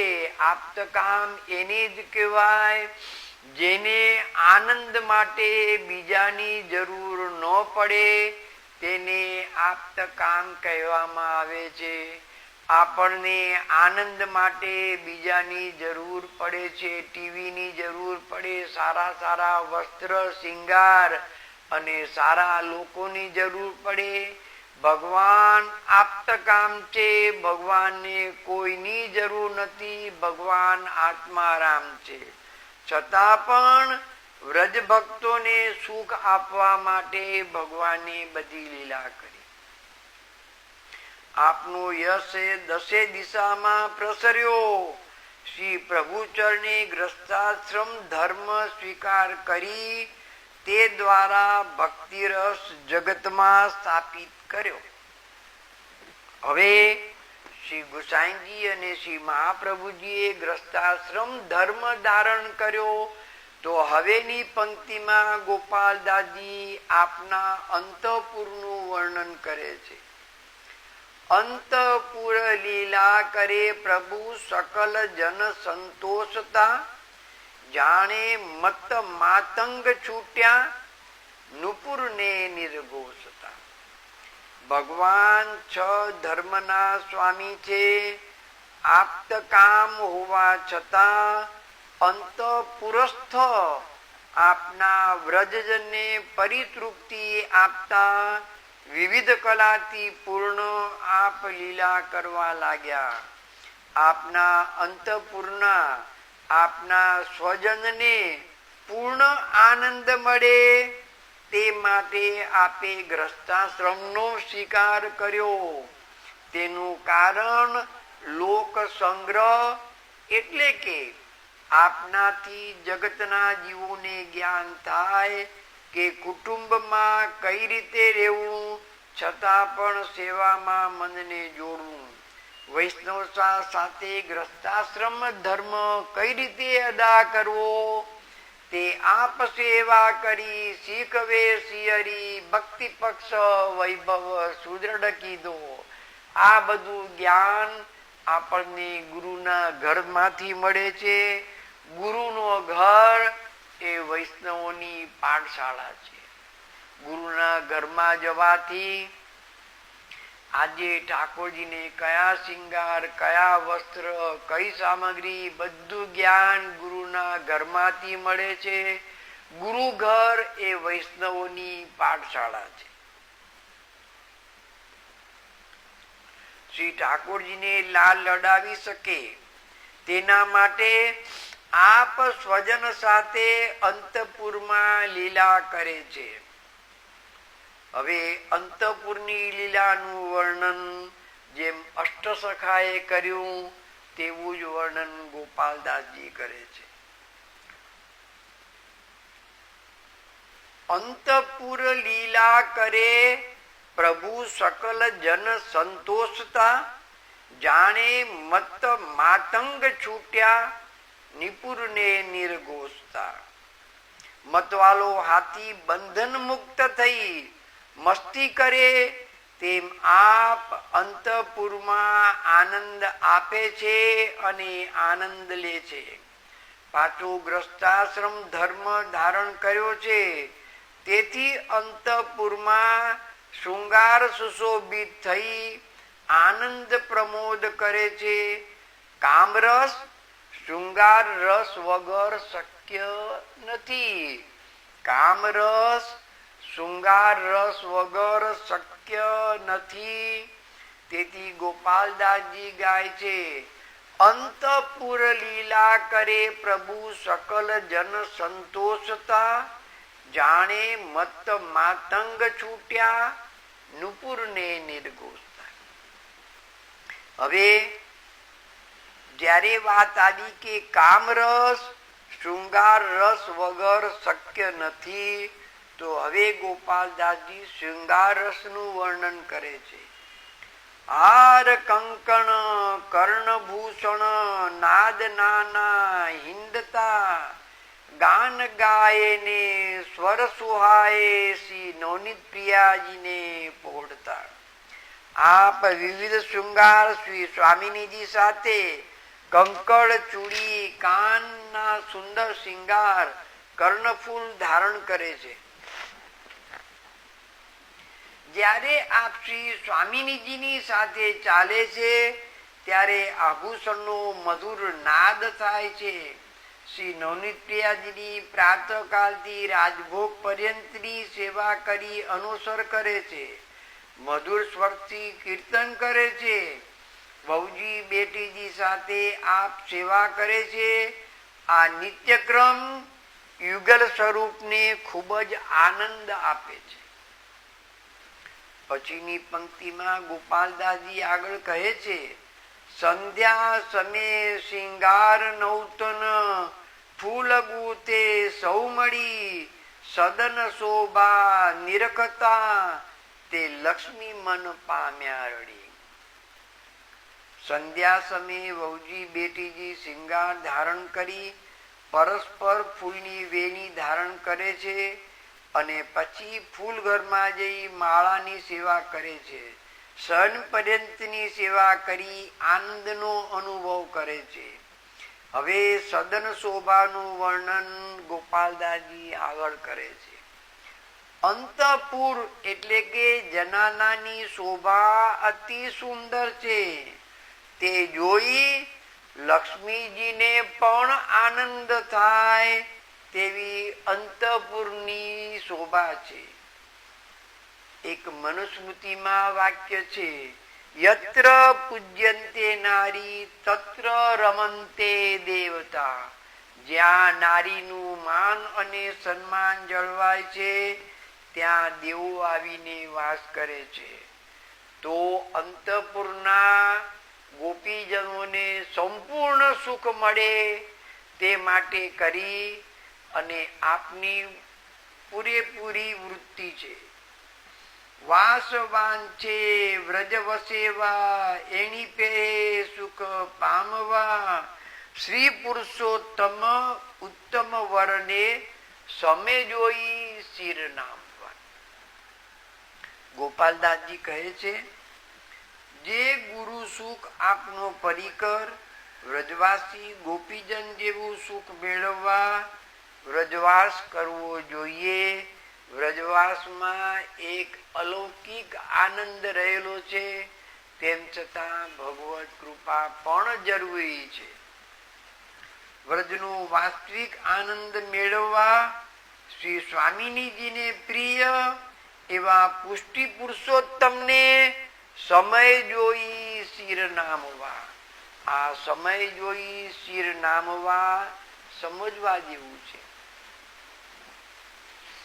જેવી રીતે કોઈ મોટા માણસને મળવું હોય તો તેનો મૂડ કેવો છે, આજુબાજુનું વાતાવરણ કેવું છે, અત્યારના તેમની સાથે કોણ ઊભું છે, કઈ રીતે વાત થાય, આ બધી વસ્તુનો વિચાર કરી અને પછી મોટા માણસ સાથે વાત થાય છે અને વર્તન થાય છે. તે પ્રમાણે આપણો વ્યવહાર ગુરુ સાથેનો આવો હોવો જોઈએ. ગુરુનો ગમે એટલો નિકટનો મિત્ર જેવો શિષ્ય હોય છતાં પણ બધાની હાજરીમાં ગુરુના ખભા ઉપર હાથ ન મૂકી શકે. ગુરુનું માન અને ગુરુનું સન્માન જળવાવું જ જોઈએ. દરેક વખતે ગુરુ સાથે સરખો વ્યવહાર થતો નથી. તેથી ગોપાલદાસજી ગાય છે, શ્રી પુરુષોત્તમ ઉત્તમ વર. ગુરુ અને ભગવાન એ ઉત્તમોત્તમ છે. એમની સાથેનો વ્યવહાર અનુકૂળતા પ્રમાણે કરવો જોઈએ. સાથે આપણે આપણો અધિકાર પણ જોવો જોઈએ કે હું જે વ્યવહાર કરું તેને હું લાયક છું કે નહીં. ગુરુ સાથે બધી રીતે વ્યવહાર થતો નથી. ગુરુનું માન અને સન્માન જાળવી ગુરુ સાથે વ્યવહાર થાય છે. ગુરુને મળવા ગયા હોય, ધોતી બંડી તિલક ધારણ કરેલા હોય તો આપણને જોઈને ગુરુને આનંદ થાય. મેં ઘણા વૈષ્ણવોને જોયા છે ગુરુજીના ચરણ સ્પર્શ કરવા આવતા. જેમ હિલ સ્ટેશનમાં ગયા હોય તેમ બરમુડા પહેરી અને ગુરુજી પાસે આવે અને હાય હલ્લો કરે. આવાથી ગુરુજીને કે ગુરુને આનંદ ન થાય. ધોતી બંડી હોય, તિલક ધારણ કર્યા હોય એવાને જોઈ ગુરુને આનંદ થાય. તેથી ગોપાલદાસજી કહે છે, શ્રી પુરુષોત્તમ ઉત્તમ વરને સમય જોઈ શિર નામવા. એ વખતે વાતાવરણ કેવું છે, કઈ રીતે બોલવું, કઈ રીતે વ્યવહાર કરવો તેનો વિવેક કરવો જ પડશે. એક સામાન્ય બીજી વાત કરીએ. જે ગોપીજનો કે ગ્વાલ બાલ વનમાં ઠાકોરજી સાથે છૂટ લે તે નંદાલયમાં આવીને છૂટ ન લઈ શકે. નંદાલયમાં ઠાકોરજી સાથે નંદાલય જેવો વ્યવહાર કરવો પડે અને વનમાં ઠાકોરજી બિરાજતા હોય ત્યારે સખ્ય ભાવ શક્ય બને. તેથી ગોપાલદાસજી કહે છે, શ્રી પુરુષોત્તમ ઉત્તમ વરને સમય જોઈ શિર નામવા. વાતાવરણ જુઓ ને પછી વ્યવહાર કરો. સાથે તમે કેટલા અધિકારી છો તેનો પણ વિચાર કરો.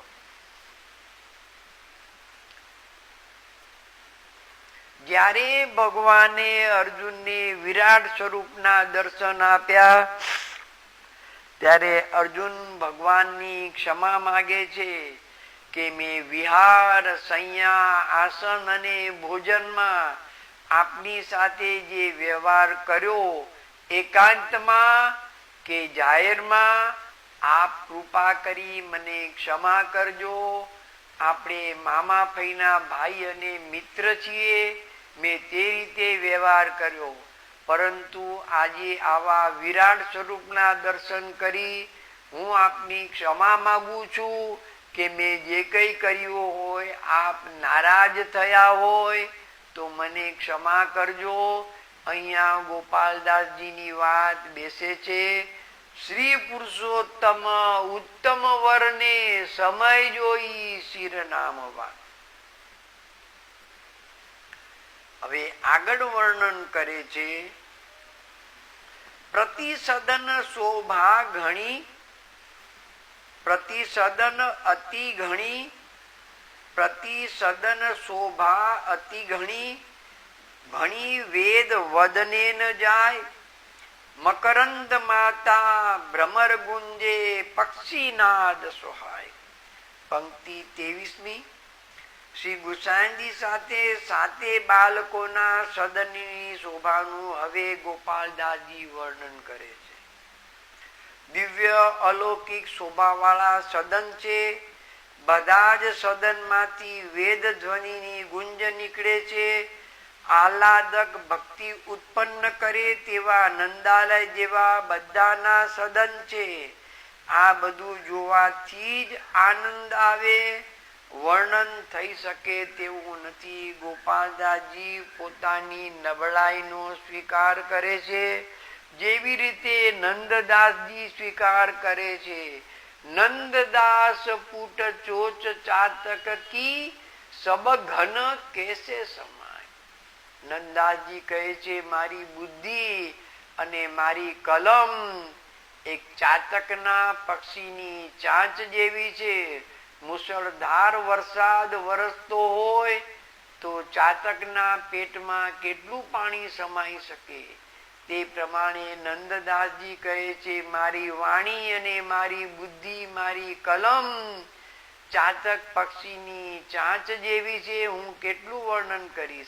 તે પ્રમાણે ગોપાલદાસજી પણ સ્વીકાર કરે છે કે આ ઉત્તમ વર્ણન કરવાની મારી અહીંયા કલમ શિથિલ થઈ જાય છે. ઉપવનમાં ભિન્ન ભિન્ન પક્ષીઓ કલરવ કરે છે. કમલ ઉપર ભમરાઓ ગુંજારવ કરે છે. સ્ત્રી વૃંદ મધુર ગુણગાન કરે છે. પક્ષીઓ અલૌકિક છે, લીલાને અનુસાર ગુંજન કરે છે. અહીં ગોપાલદાસજી એક વાત સુંદર સમજાવે છે. મકરંદ માતા ભ્રમર ગુંજે, પક્ષી નાદ સોહાય. પક્ષીઓ પણ ગોપીજનો અને વ્રજ ભક્તો જે લયમાં ગાય છે, પક્ષી પણ તે લયમાં ભળી જાય છે, એમની સાથે પોતાનો લય ભેળવી દે છે. હું નાનો હતો ત્યારે મેં જોયેલું છે. નાથદ્વારામાં શ્રીજી બાવાના દરબારમાં એક ઘોડો હતો. મેં તે ઘોડાના દર્શન કરેલા છે. ગમે એટલું ઘાસ તેની પાસે પડેલું હોય છતાં પણ 11ના દિવસે ઘોડો ઘાસ ખાય નહીં. એ દિવ્ય હતો. એટલે કે આપણે મનુષ્ય હોવા છતાં પણ આપણને દિવ્ય દ્રષ્ટિ કે દિવ્ય જ્ઞાન નથી. જ્યારે વ્રજમાં બિરાતા પશુ પંક્ષીઓને દિવ્ય દ્રષ્ટિ અને દિવ્ય જ્ઞાન હતું. તેથી ગોપીજનો સાથે પક્ષીઓ પોતાનો સ્વર મેળવી એમના ગાનમાં વૃદ્ધિ કરતા ગોપાલદાસજી એવો અર્થ સમજાવે છે. બીજું આપણે નવા ટ્રેકમાં લઈએ. ગિરિરાજ ધરણ કી જય, ગિરિરાજ ધરણ કી જય. વલ્લભાખ્યાન 8મું પંક્તિ 24. લીલાને અનુસાર કલરવ કુંજતા દ્વિજ શોભતા, સ્વ સ્વભાવ ત્યાગી ધ્યાન રાગી કોઈક ભાવે લોભતા. ફરીથી બોલવાનું મન થાય છે. વલ્લભાખ્યાન એ ગુજરાતી સાહિત્યનું ગૌરવ છે. વલ્લભાખ્યાન એ ગુજરાતી સાહિત્યને શોભામાં વધારો કર્યો છે. ઉપવનમાં મુનિ પક્ષીના રૂપ સમાન છે. તેઓ પોતાનો સ્વભાવ છોડી લીલાને અનુરૂપ ગુંજન કરે છે. પક્ષીનો સ્વભાવ ચરવું અને ચણવું જીવવું છે. પરંતુ આ દિવ્ય પક્ષીઓ છે તે ગોપીજનો સાથે ગાન કરે છે. તેઓ શ્રી ઠાકોરજી જેવી લીલા કરે છે તેવું ગાન કરે છે. વર્ષા ઋતુમાં મોર મધુર કેકારો કરે છે. મલ્હાર રાગ જેવો મધુર રાગ ગાય છે. તેમ બીજા પક્ષી લીલાને અનુરૂપ મધુર અવાજ કરે. ભગવાનની જેવી લીલા હોય પશુ પક્ષીઓ પણ તેવા મધુર અવાજ કરે છે. ભગવાનના ભક્તો પણ ઋતુ અને લીલાને અનુરૂપ ભિન્ન ભિન્ન રાગ ગાય છે. ગોપીજનો અને વ્રજ ભક્તોએ જે ઠાકોરજીની સેવા કરી તેના થોડા છાંટા આજે આપણી ઉપર પણ આવ્યા છે. આપણા મંદિરમાં વર્ષ દરમિયાન 40 રાગ શ્રી ઠાકોરજી પાસે ગવાય છે. શિયાળાના અલગ, ઉનાળાના અલગ, ચોમાસાના અલગ, સવારના અલગ, બપોરના અલગ, રાતના અલગ. આ વિવિધ લીલાથી ભગવાન સેવ્યમાન છે. ભગવાન ભક્તોને પણ ઋતુ અને લીલાને અનુરૂપ ભિન્ન ભિન્ન સ્વર ગાય છે. સદનના પક્ષી દર્શન કરી ધ્યાનમાં આવી આંખો બંધ કરી દે છે. બધા જ પક્ષી લીલા ઉપયોગી અલૌકિક મુનિ છે. જ્યારે દૈવી જીવો અને ભક્તોથી વ્રજ ભરાઈ ગયું ત્યારે ઋષિ મુનિઓએ કહ્યું કે હવે અમને સ્થાન ક્યાં મળશે? ત્યારે ભગવાને આજ્ઞા કરી, તમે પશુ પક્ષી બનો અને વ્રજની ડાળી ઉપર વૃક્ષની ડાળી ઉપર જઈને બેસો. તે આ બધા પક્ષીઓ છે જે મુનિ બની અને ગાન ગાય છે. તેથી ગોપાલદાસજી કહે છે, લીલાને અનુસાર કલરવ કુંજતા દ્વિજ શોભતા સ્વ સ્વભાવ ત્યાગી ધ્યાન રાગી.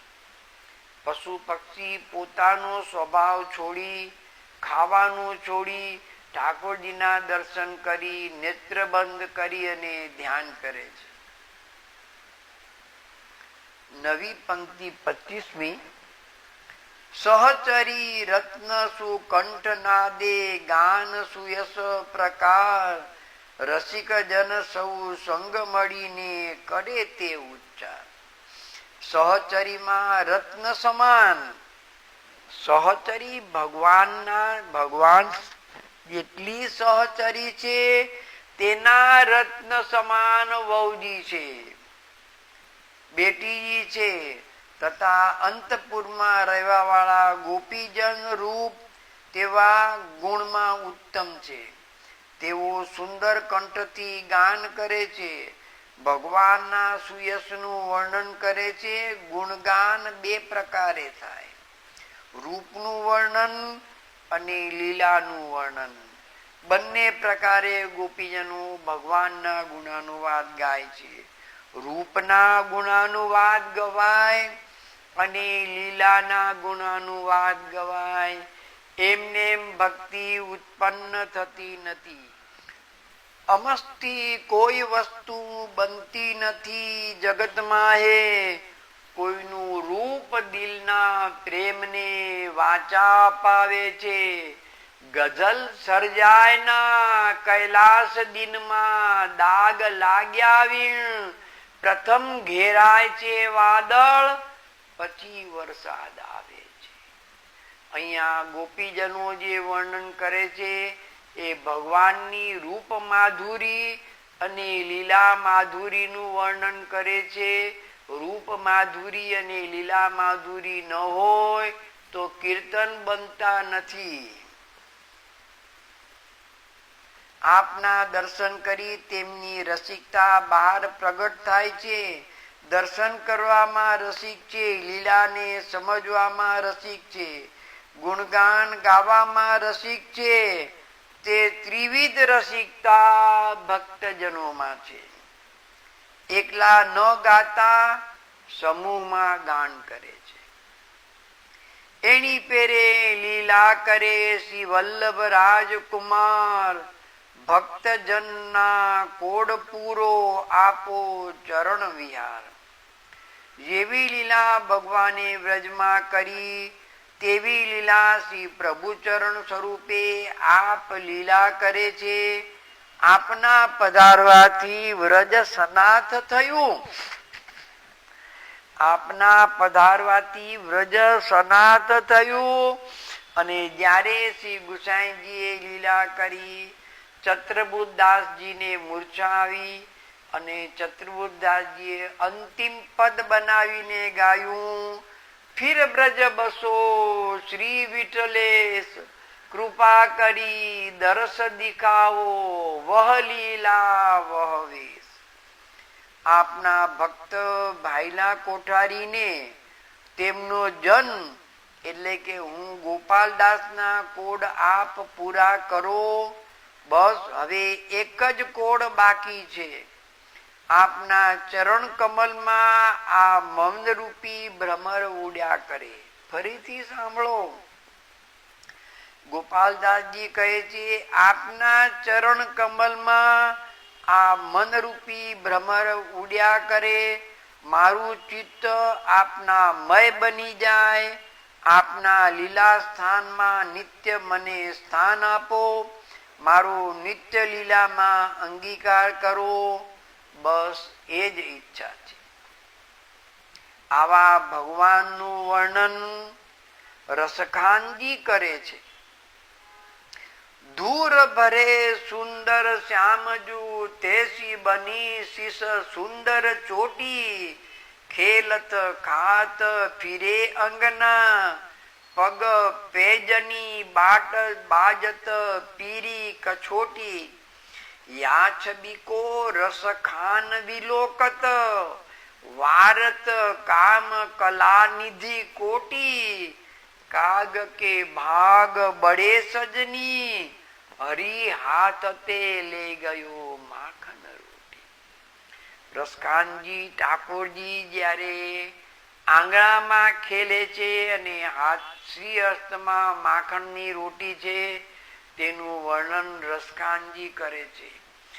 ધૂર ભરે સુંદર શ્યામજુ, ઠાકોરજી સુંદર છે, પરંતુ વ્રજરજથી વધારે શોભાયમાન દેખાય છે.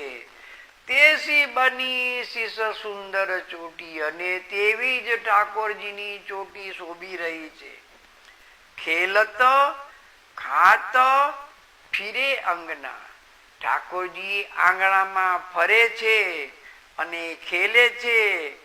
પગ પેંજની બાજત પીરી કછોટી, અને ઠાકોરજીના જે ઘૂંઘર પહેરાવેલા છે તેમાંથી મધુર અવાજ નીકળે છે, અને પીળું વસ્ત્ર શ્રી ઠાકોરજીએ ધારણ કર્યું છે. યા છબીકો રસખાન વિલોકત, રસખાનજી કહે છે, હું આવી સુંદર છબીને જોઈ રહ્યો છું. વારત કામ કલા નિધ કોટી, અને આ સ્વરૂપ ઉપર કરોડો કામદેવને હું નોચાવર કરું છું. કાગ કે ભાગ બડે સજની, હરી હાથ તે લે ગયો માખન. ઠાકોરજીના હાથમાં માખણવાળી રોટી હતી. કાગડો આવી અને રોટલી લઈને ભાગી ગયો, ઉડી ગયો. રસખાનજી કહે છે, હું કાગડાના ભાગ્યની શું વખાણ કરું કે જે ભગવાનના હાથમાંથી રોટી લઈને ઉડી ગયો. કાગ કે ભાગ બડે સજની, હરી હાથ તે લે ગયો માખન રોટી. બીજું સુંદર પદ રસખાનજી ગાય છે. શેષ મહેશ દિનેશ ગણેશ સુરેશ ઉજાહી નિરંતર ગાવે, આદિ અનાદિ અનંત અખંડ અછેદ અભેદ સુભેદ બતાવે. નારદ સે સુખ વ્યાસ રટે, પચિહારે તહુ પુની પારન પાવે, તાહી અહિરકી છોહરિયા, છચિયા ભરી છાછ પે નાચ નચાવે. જે ભગવાનના ગુણાનુવાદ શેષજી, મહાદેવજી, દેવો, ગણપતિ અને ઇન્દ્ર જેવા રાજાઓ ગાય છે, તોય તેમનો ભગવાનનો પાર પામી શકતા નથી. ભગવાન આદિ છે, અનાદિ છે, અનંત છે. હરિ અનંત, હરિ ગુણ અનંતા. ભગવાન અખંડ છે, અછેદ અને અભેદ.